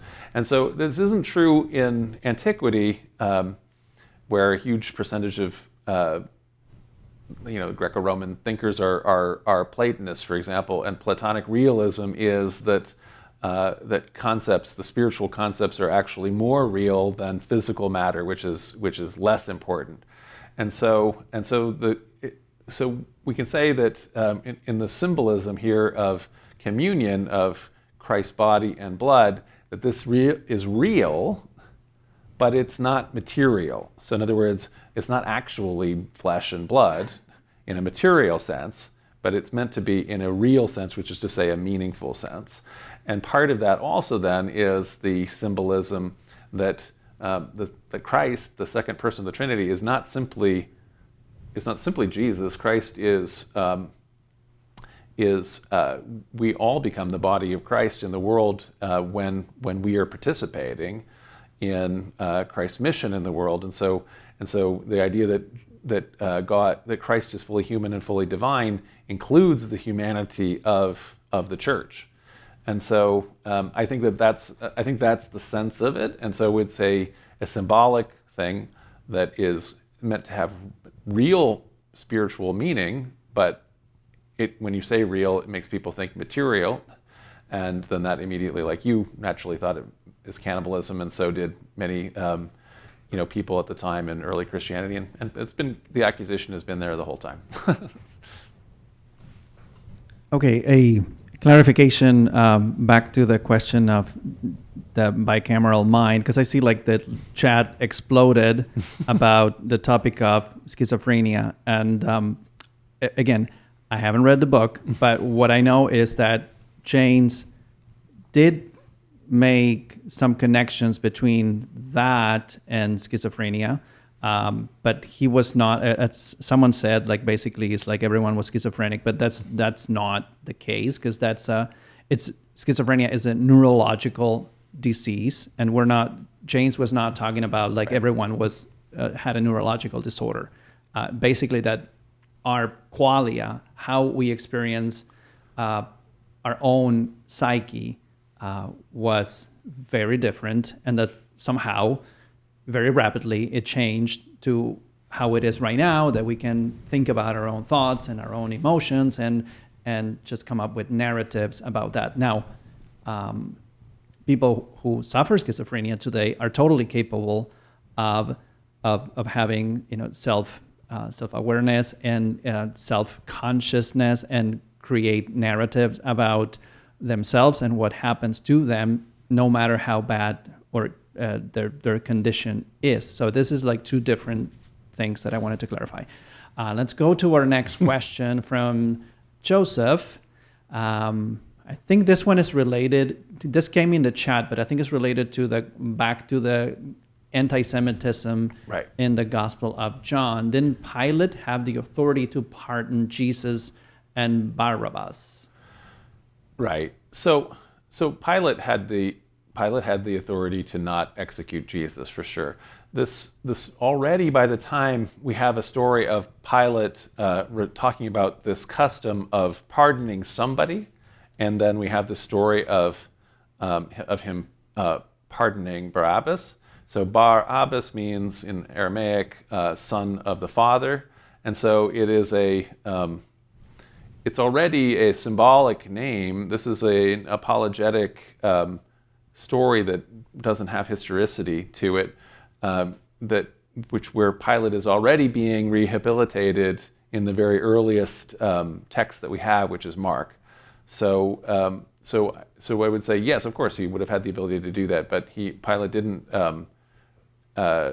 pardon Jesus, and he probably wasn't trying to. Instead, it was under his authority anyway that the Romans executed Jesus, the historical Jesus.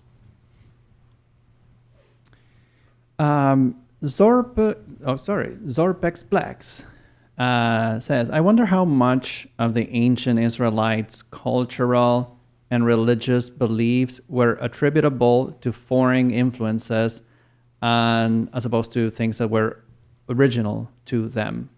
So what do you think about that? It's like, so I guess what Zorpex wants to know is that did they actually create the religious beliefs, and is there anything original about their religious beliefs and practices that is not something that they borrowed from older civilizations or their neighbors? So Israelite religion, I think in the First Temple period, is very similar to its neighbors as it emerged out of it was emerging out of the same context of all of the related neighbors, the other Canaanite peoples. But the shift that happens is when they continue to maintain their identity in diaspora. So the religion changes as a religion of the diaspora, which is actually what the religion is. It's a diaspora religion as opposed to really one that has ever successfully been in the land for any length of time. And so by being able to maintain an identity while you are in the court in Babylon and continuing even when the exiles go back and rebuild Jerusalem, the diaspora community continues to be centers of thought. So this community in Alexandria is maybe the largest community. And there's still a major community in Babylon, as not everybody went back. There are all of these stories of Jewish officials in the Persian court as part of the Second Temple literature. And so what's sort of original is creating an identity that is able to be maintained as a minority within that is able to survive within a predominant or cosmopolitan empire, or later a majority monoculture that also includes a minority that is able to survive within it. So I think that's the original stuff. But everybody's always open to, there's always influences from everywhere you're around. You're always part of your context. Certainly, we're going to have a whole lectures about how, right ahead of us in terms of Zoroastrianism, ideas that influenced Second Temple Judaism, and also Hellenism with the Philo lecture. So in both cases, the religion was influenced by ideas that were in the time. And I think that tells us also that it's these traditions don't grow out and don't develop in silos. They're constantly interacting with one another, and that's also true. Whether and to what extent what we consider ancient, or let's say Second Temple Judaism, is original or borrowed, is that's the same can be said about the neighbors. What is originally Greek, and how much did the Greeks borrowed to the people of Canaan, the Canaanites, and to what extent are Israelites the same as Canaanites? So it's a very complicated question when we start asking who owes what to whom. Right. We have two more questions, and I'm just going to read them, and then you do whatever you want with them from now on. I think these two came in the chat when we were discussing whether or not we can say that there is anti-Semitism in the Gospel of John. So Petra says, why does Judaism reject Christianity? And then I think it's a related question what Mary Magnusson asks. Christ was a Jew and the Jews wanted him dead. Is that anti-Semitic? Well, Petra, in terms of rejection or whatever of Christianity, I would say the answer to that is like, why do Christians reject Hinduism? It's not. It's accepting something is a positive thing. You don't have to, you don't have to go around and reject everything around you. You have your own identity, and it doesn't have to actively involve rejecting everybody else's identity to maintain your own identity. So I think that the emphasis on your question is backwards. In terms of Mary, Christ was a Jew, the Jews wanted him dead. Is that anti-Semitic? No, it's not. So we talked about Mary. We also talked about that, which is to say, when Christ was a Jew, and so in that time period of the historical Jesus, all of Christ's followers were Jews, and his movement simply represented a sect of Judaism. And so if he actually is critical of the Sadducees or the Pharisees, that is not anti-Semitic. It is an intra-Jewish criticism. And so he is saying, I don't agree with the way you are interpreting our common shared heritage. I interpret Torah differently. I am open to these ideas. I don't think that we need to reject tax collectors. I don't think that we, the other kinds of things that are where Jesus is having a community that is less worried about ritual purity and is more open to people who might otherwise be excluded. So that none of that is anti-Semitic. That is that is criticism within the community. And so the earliest Gospels, before Christianity separates from Judaism, are within the Jewish diversity of Second Temple Judaism, criticism of each other's sects. So it's sectarian, but it's only then when Christianity starts to emerge as its own religion and rejects Jewish identity that in defining itself off against the former co-religionists and rejecting that component of the shared heritage, that's when the two groups are antagonistic to each other. So, yeah. In a different way. A question from Andreas Luthil. Dr. Gad Barnea states that the Moses story, and actually the entire Pentateuch, was only invented at the end of the 4th century BCE and seems to be unknown to earlier authors. Do you agree with that? So this would be like the, there's a different ways to date the Pentateuch, and so including the story of Moses. And so you can call for earlier dating. Some people want to go all the way back, but I don't find that legitimate. So I think there's a range, and I am always kind of I guess I'm kind of like one of the people who maybe has an earlier date, which is that I think that components of it are dated to the very end of the First Temple period. But I agree with you that one of the interesting points is how unknown a lot of these stories are to anybody. So even if these early texts, do have some components of them that date all the way back, and so in other words, that are not simply from the 4th century, which would be like the later possible dating of it. We had a whole lecture on when did the Torah become important, and the answer was late. And so, in other words, even if some of these stories existed, they would not have been, particularly important to Second Temple Judaism until much later. And so we saw that, in fact, this became the central focus for most of the Second Temple Jewish community only in the Hasmonean period. So no matter when exactly the earliest texts are dated to, maybe part of the point is it wasn't that important until then. And I think that also speaks to that within scholarship, not fringe theories, but within scholarship, there's this spectrum that goes from extreme. This is what I would consider a more of an extreme biblical minimalist position, as opposed to the maximalist position, who are probably, there's some scholars out there who are still trying to prove that these things actually happened, and they do have PhDs, and they are teaching that to their students today at some universities. But that would be the opposite extreme that would be the maximalist in that case. We have a question from T-Bone. Why hasn't the temple in Jerusalem been rebuilt? Well, you were there, right? I was there. I was at the sacred precinct for the Muslims, the Temple Mount.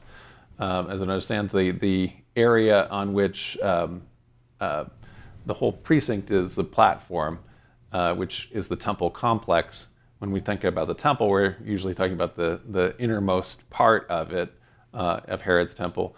And the reason why it hasn't been rebuilt is that the traditional site for that is where the Dome of the Rock is. The Dome of the Rock is one of the most important, if you were to destroy the Dome of the Rock, that would be a crime against humanity. It is one of the most important preserved architectural buildings in the world. It's the first Muslim building that survives. It's an amazing thing, and so it's not something that can be, anything can or should be done about. The reason why it hasn't been therefore rebuilt is there's no place to put it for most of the people who might want to build it, because they would like to put it there. In a lot of Judaism, though, there is no desire to rebuild a temple. So, for example, here in Toronto, there's a very important Reform synagogue, and a lot of Reform Judaism calls their synagogues temples because the temple is the community. They don't want to rebuild a physical temple because the religion has been lived, as we say, in diaspora, and so anyway, that's why it hasn't been rebuilt. Okay, and 100 likes. Thanks, everyone. Thank you for hitting the like button. That really helps us just get noticed in the algorithm. So keep pushing that like button as we continue to answer these questions. So we have one from David Nuau. Is it possible Paul was subverting the Jerusalem Jesus movement to undermine it from the inside out? So since he was a Sanhedrin and persecutor of Christians, so it's like, was he, I guess, like some kind of spy? No, I think that's not possible. And so he himself talks about how he was a persecutor of the Christians at a certain point, but that he had a major change of heart. And the reason why I would say it's not possible that he was trying to subvert the Jerusalem Jesus movement is that he's actually the one that they continue to be, let's say, a movement that continues to observe Jewish law, is what I'm trying to say. They continued to be Jewish Christians, a sect of Judaism, whereas it's Paul, by taking this kind of more universal Hellenized Jewish Christian message to all of the God-fearers, the non-Jews who believe in the God of Israel, that the God of Israel is the universal God. Paul is doing the opposite. You know what I mean? In other words, he's not the one who is, it's not a Sanhedrin secret Jewish plot, because he's the one who actually is interested in universalizing it. So I think it would be the opposite motivation. Someone on Facebook is asking if we would take the Canadian cold weather back, and I said no. We still have it here. You got it here. You got it from someone else, buddy. Not my fault. Okay. Laurencio asks, what did you think about the Jesus Dynasty hypothesis, or book? Actually, it's a book of James Tarver. I'm not familiar with that. Are you? I'm not sure what that is. I'm sorry to say, Laurencio, you have to look it up. We'll have to look it up and get back to you on that. Okay, next question is from Temple Podcast. In Mark 14:51-52, there's a young boy, loosely dressed, who escapes naked at nighttime when Jesus is being arrested. Yeah. So what is this? What is the meaning of that? So it's not clear because that's simply a detail that is in the Marcion narrative there, and so it isn't clear why that happens, and so people have speculated. There is a passage in the controversial text called Secret Mark, which may or may not be have an ancient source, or it may be a modern forgery, where the idea of that passage that that young man is someone who Jesus has spent the night with and shared the secret of eternal life with. So that character is further described in Secret Mark. There is this idea of wearing linen and being. People have tried to equate that with otherwise unknown in the Gospel of Mark, the story of Lazarus. So who is described in the Gospel of John as the one who you loved, according to his sister, Martha. And so the idea of that is, so people have tried to build that, but all we can say is, Mark doesn't talk about Lazarus. Lazarus' story is in John. There's the linen, he's wrapped in linens or whatever in Lazarus, but that's because he's been in the tomb. And so anyway, it's a detail that there could be any number of symbolic reasons why the author of Mark includes that detail, but it's open to speculation by scholars. So. A question from Brother John Gray. Do we know that Marcion was in conflict with a proto-Orthodox group, or is it just as likely that he was a church leader during his life, and the movement that bore his name was only in conflict later? I think we do know. We need to do a lecture on Marcion, but I think we do know that he was in conflict with. It's not necessarily he was part of the same group, right? So he was actually in competition and vying with other leaders in Rome to be made their bishop. And so when he is passed over by a rival, that's when at a certain point he's separating. And so he is a leader that is interacting with other proto-Orthodox leaders, and it's only after after many of those react badly to his views, presumably that he himself is causing a separation, not because they all have the separation doesn't exist until now his views are becoming more defined and they're all reacting against his views. So in other words, he comes with the ideas first, and they only coalesce later as being people that there's a lot of kinds of opposition that he has. They only coalesce later as the proto-Orthodox in opposition to him. So. Okay, a question now from Michael Maddenwell. I'm just going to try to rephrase it. So when Jesus in the Gospels speaks about rebuilding the destroyed Jerusalem temple in 3 days, isn't he speaking about himself? In the Gospel of John, for example, he says, I will destroy this temple and raise it in 3 days, and he's talking about himself, yes. So in the other Gospels, I think it's just hearsay that they use in his trial that he said that where people say that he said that the temple would be destroyed. Anyway, so I'm trying to think about what it is. But yes, he's talking about himself. But before the person was asking about this prediction that exists in the Gospel of Mark, where Jesus says, look around this temple, I tell you that not one stone will be left on another. And so it's that predictive prophecy that the author of Mark has penned after the temple's been destroyed that we were talking about in terms of predictive prophecy. A question, I'm not sure I understand it very well, from Mike Rogers. Is there any date or event which can serve as orientation point for the restorationist tradition of the end of the Christian church soon after Christ was crucified? Right. So so there's a tradition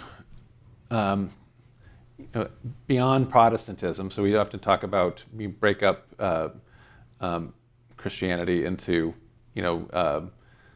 the pre-Nicene diversity, then after the Nicene Church, the Orthodox and Catholic, and then the churches of the East, and then from the Latin Western tradition, the Protestants. Then there's a further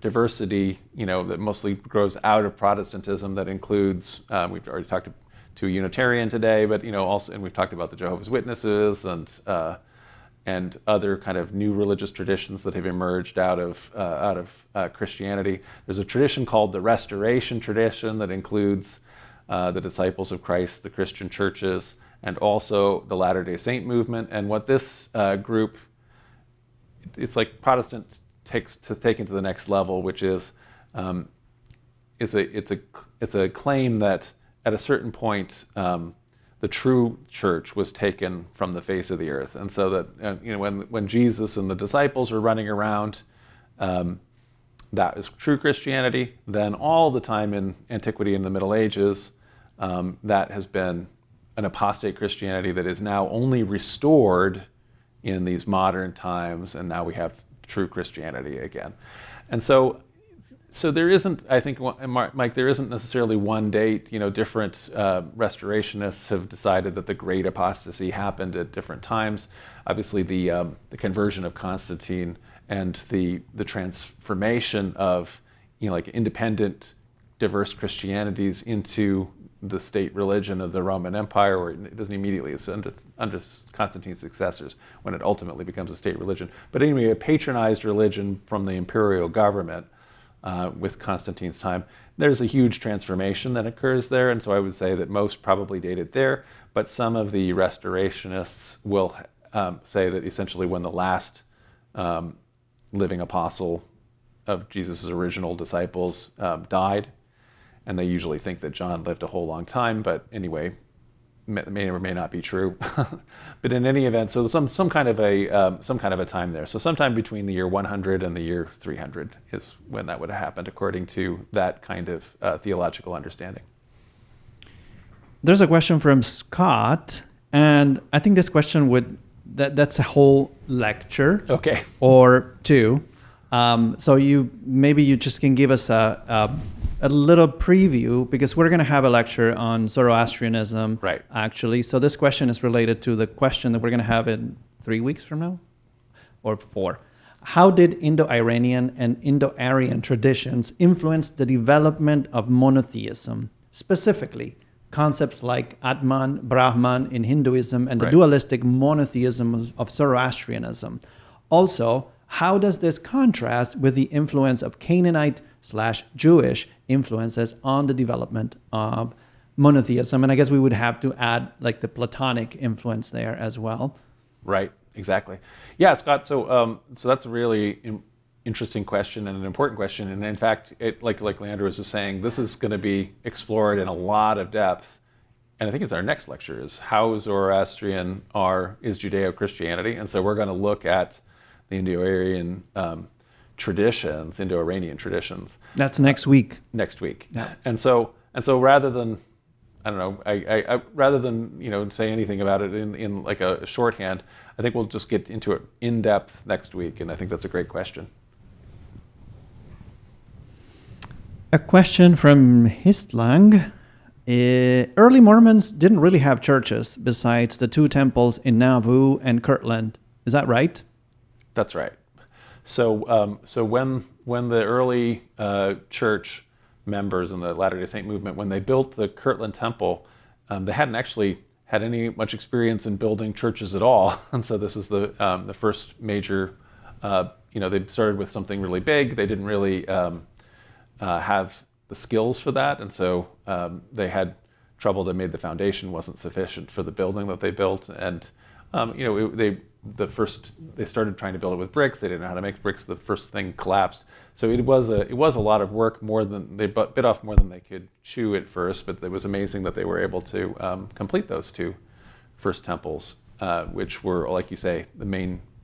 They hadn't built a bunch of other little churches either. So yeah. And his Lang also asks, when was the first idea of a great apostasy developed? So we were just talking about the first apostasy in the Restoration tradition, or to the Great Apostasy, this idea that there was a falling away and the true church wasn't on the earth anymore. So that idea develops out of Protestantism. So Protestantism involves a rejection of Christian tradition as having, as the Protestants were deciding, oh, this has got Christianity's been contaminated with paganism and these kinds of things. So I don't know the exact the first person to propose that. So it might have been one of the more radical Protestants in the Reformation had an ideas like that, and we're talking about it. It becomes it's really in the works in the Second Great Awakening, and people like Alexander Campbell, the Stone Campbell movement, I think, are talking about that kind of thing, and certainly it's also in the waters of the Latter-day Saint movement. So it's happening in the probably late 1700s, the early 1800s by then for sure. Here's another question that could be a whole lecture. Could you talk about speaking in tongues briefly, John? We still have more questions. Yeah, so speaking in tongues is there's two different ways it's understood, and that is exactly, it's sort of like there's two different ways that being a prophet is understood. I've talked about how there's a literary understanding of a prophet and then a lived understanding of a prophet. So the lived prophet that you're experiencing is talking about how, the social justice. The literary prophet predicts the future, and it hasn't happened because it's a person who is only literary, and you already knew what happened, and that's how they're able to make a literary prediction. In the same way, speaking in tongues has a literary existence where people are said to speak in this way, and that everybody can understand it, even though they all have different languages. And that's described, for example, in the book of Acts. And that's a literary, miraculous thing that happens. So nobody knows the same language. Somebody talks. Everybody understands it in their own language. That's the literary understanding of speaking in tongues. Then there's the lived understanding of speaking in tongues, which is called glossolalia. It's a spiritual practice. And in that, people under the influence of the Spirit have an ecstatic moment where they start speaking, and it's not their language. It's actually, though, not a language at all, even though they often think it's maybe Hebrew. It's Hebrew-esque or whatever language they think they're speaking. It's actually, though, just noises. And then what happens is that someone else who is also speaking under the Spirit stands up and has a sense of what they believe that means and translates for the person. And so that is a spiritual practice of a small community receiving direct revelation as they understand it. Thank you, John. We have a question from Patty O'Reilly. So, where is the gospel according to Jesus and Jesus' writing, as they would be considered holy? So, Patty, there's no writing of Jesus. There's no even sense that Jesus did any writing. So it's not like there's an idea that somewhere in the Gospels it said, and Jesus wrote all these things down, and well, boy, we wish we had the book he wrote. There isn't anything like that. There is the only thing that is like it. There's I think a 2nd century letter which somebody claims Jesus wrote to them, and so this is an actual very brief letter, but that's not from Jesus. It's a later thing. So there is no writing of Jesus. So in the same way, we don't have any writings from Socrates. Socrates didn't believe in writing, actually. He believed in having a spoken dialogue. I don't know if Jesus was philosophically opposed to writing. He may not, as described in the scriptures, he's literate, but we don't actually, that's also a debatable position depending on your understanding of the historical Jesus. He is from a community where he is as a marginalized community, and they are not rich people. Writing is something that was limited to the wealthy in that time period. We have a question from Little Scotchy. I'm interested in the economics of religion. Do you know how expensive it was to be an early Christian compared to being, at the time, Jewish or any other worshiping any other god of the pantheon? So in Jesus' time, it was not expensive to be Christian. In a sense, it was expensive in some ways because you're devoting your life to something. It's not expensive in terms of money because the disciples and Jesus were, swearing off property and living as mendicants, like Buddhist monks do, or like Christian monks do. So they are the community around them supported them as they withdrew from the world and therefore were not focused on things like property and all those kind of things.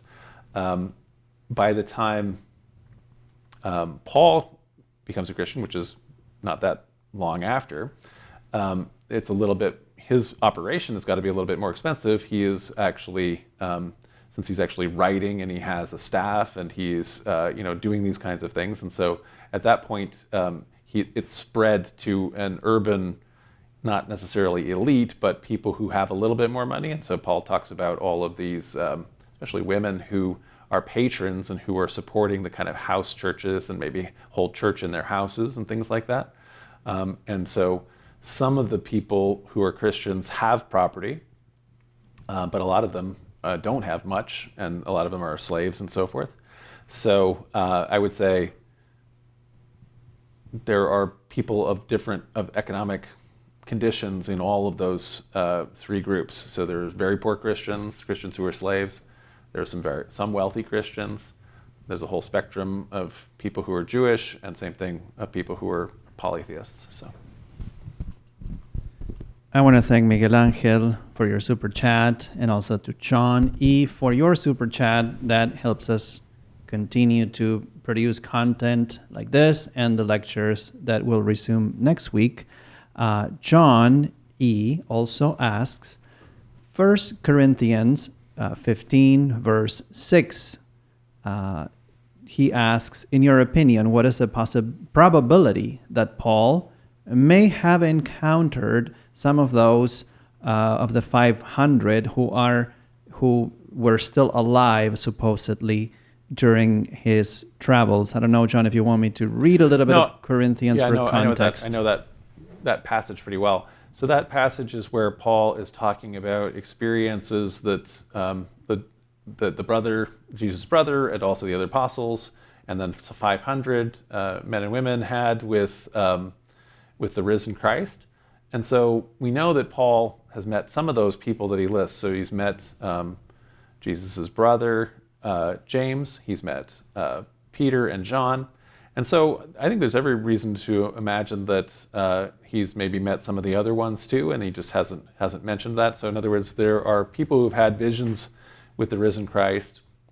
Paul also, has had a spiritual experience, a vision of the risen Christ that changed his life and committed him to a whole new understanding, and devoted his life thereafter to planting churches, even if his contribution wasn't always welcomed by the original apostles and also Jesus' family. But yeah, I think that they will have had that. The difference here is when Paul is talking about having experiences with the risen Christ, these are not the experiences that are described in the gospel accounts where people are thrusting their hand into Jesus's wounds and things like that, and they're eating food with Jesus, because those are all written later, all of those kinds of stories. So Paul is not saying he's met somebody who touched Christ in the thigh, or in the wounds. He is saying that Christ appeared to these people, and so it could be an entirely visionary experience. And we have a question from Istvan Yamrik. Did I say it right? In my quest, Istvan says, in my quest to try and find what books constitute the loose scriptural canon of the Ethiopian Orthodox Tewahedo Church, I managed to identify more or less all of the ones on supposed lists circulating on the internet, except for something called Book of Dominoes. Is this something that actually exists? Or maybe something you have heard of? I'm starting to doubt of its existence. Yeah, so the Ethiopian church has the most expansive of all of the canons of the churches of the East, of the early churches, and because it was cut off from other Christians earlier on as the rest of the canon was taking shape. I don't know about this Book of Dominoes or Dominos, so I don't know about it, and so I haven't looked for that. So that's interesting. It makes me want to look up some of the other books that they have. So we've looked before at Enoch, which is one of the books that the Ethiopians have. I'm trying to think, there's also Jubilees is one in their canon, maybe too. Yeah, so we've had lectures on Jubilees and on First Enoch, which are in their canon, but I haven't done all the rest of them. So I don't know. I did a quick search and nothing comes up. But yeah, Okay. let's keep talking about it. If you find it, do let us know. Okay, now we are getting to some deep questions. Yeah. One from Dartharama. What do you believe is the reason for more people today identifying as social Christians or Christian atheists? Well, I think that this is because in modern times Christians have. So when we get to the Enlightenment, the mainstream of Western thought, which had been Christian thought, separated because Christian clerics kept hold of the institution of the church while simultaneously taking a path where they were ever more literalistic, ever more historicist and intent on all of those things. And so therefore, because they insisted on this kind of literalistic, defined and frankly false picture of God, the thinkers had to say, okay, well, if you have hold of that and a monopoly on that, then we'll say we don't believe in that. And so the problem has been, by coming with this rigid picture and definition and frankly idol that we called God, has been called God by clerics, and reacting against that. And so this is actually something that I'm kind of actually focused on this year. I'm trying to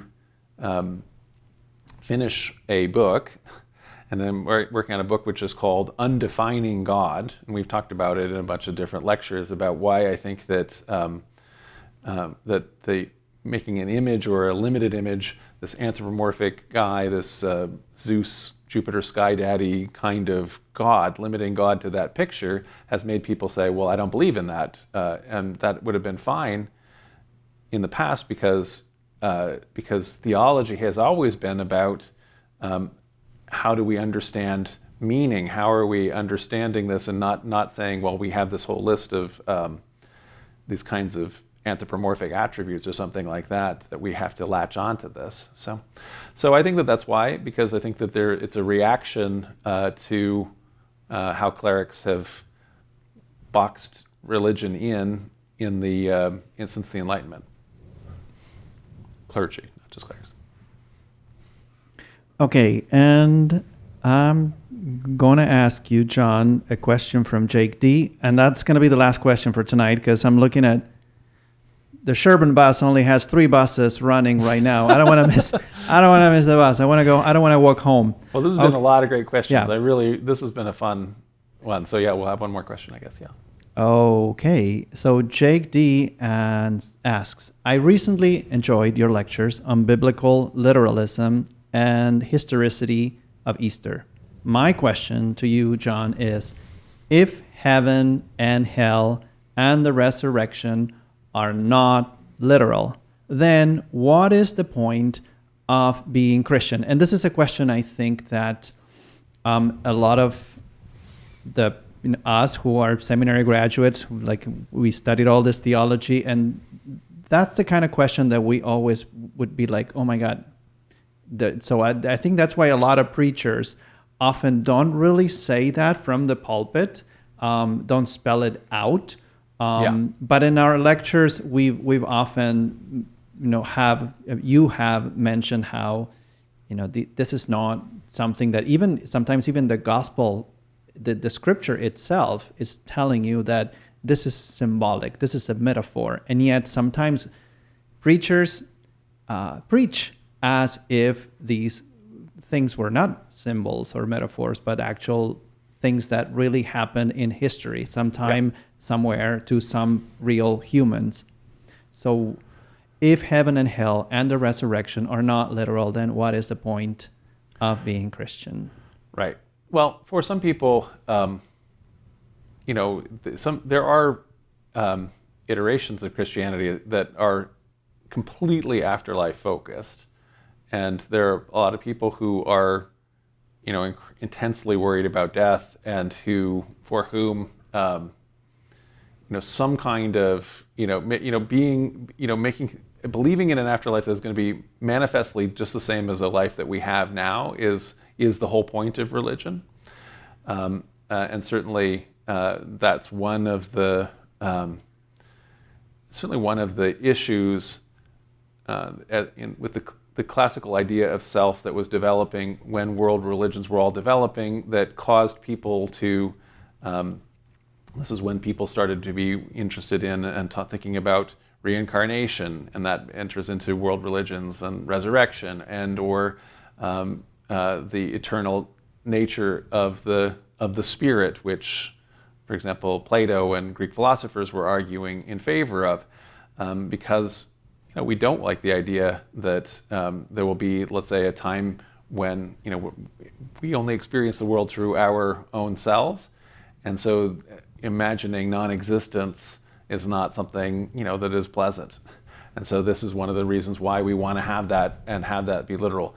And I'm not saying that that's a bad desire, or that you can be a member of my church and have very literal beliefs in afterlife. That's fine. But you're asking it, I think, because of me, because I'm not focused on afterlife, and I also certainly don't think there'll be any afterlife that is anything resembling this life anyway. There would be some other understanding of what being in timeless or a non-temporal eternity, and being one with the source of meaning, what that would mean, which is not the same as continuing to live life as if we hadn't died. So what is the point also, though?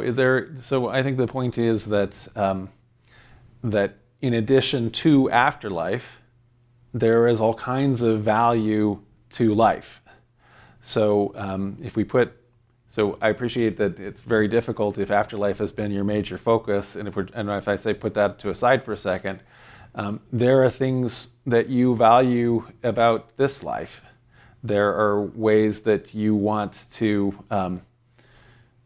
make this life meaningful. There are ways that you want your life to be lived well, and in doing good, maybe, and good for your community, for loved ones, for family. And so this is all something that is also part of the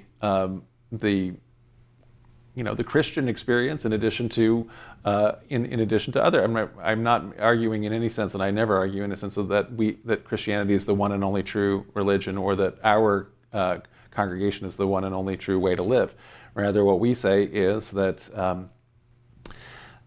we're all, on this exploration. We find value in doing that exploration in community. So I could go off and explore for myself in a tower, an ivory tower, and just be in a feedback loop with myself. But instead, I have found value in sharing in community, and also having the feedback from, and also having people who tell me, that's crazy. Have you ever thought of this? Have you ever seen this? And so I find value in exploring that in community. And then in addition to that, when you are sharing and pooling resources, especially resources that then exist over time, you're able to do more than any one individual can do, and towards those things that you find valuable. So even tonight we've talked about how the congregation that I'm now serving as the pastor of, the 40th pastor of, previously was able to create charities like the Encounter World Religion Center, which is doing incredible work, I think, promoting peace through education. Other charities that we've created are the social housing charity that I'm able to serve as the president of, that also contribute to trying to reach more housing justice in the city, which is a perpetual concern we have in the city. So there's all kinds of, I think, reasons why there's a point to still being a Christian, or doesn't have to be Christian. You can be a part, you can be doing these things on your own in your own spiritual journey, or part of any one of these other communities.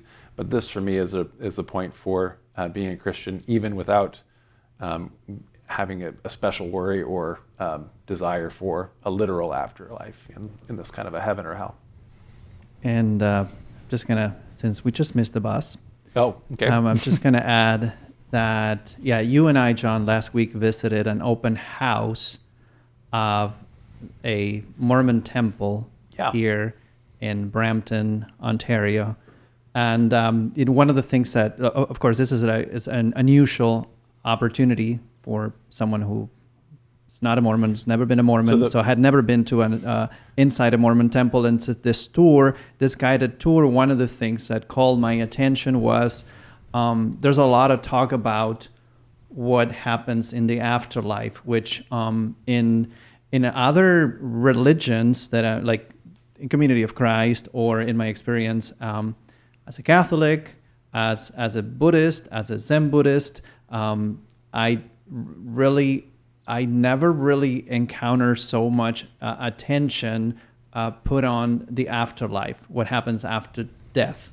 And I thought for a moment that, it is comforting for someone who is at the end of life, of having a loved one at the end of life, thinking, well, you believe in the religion that guarantees that you're going to go somewhere else after death.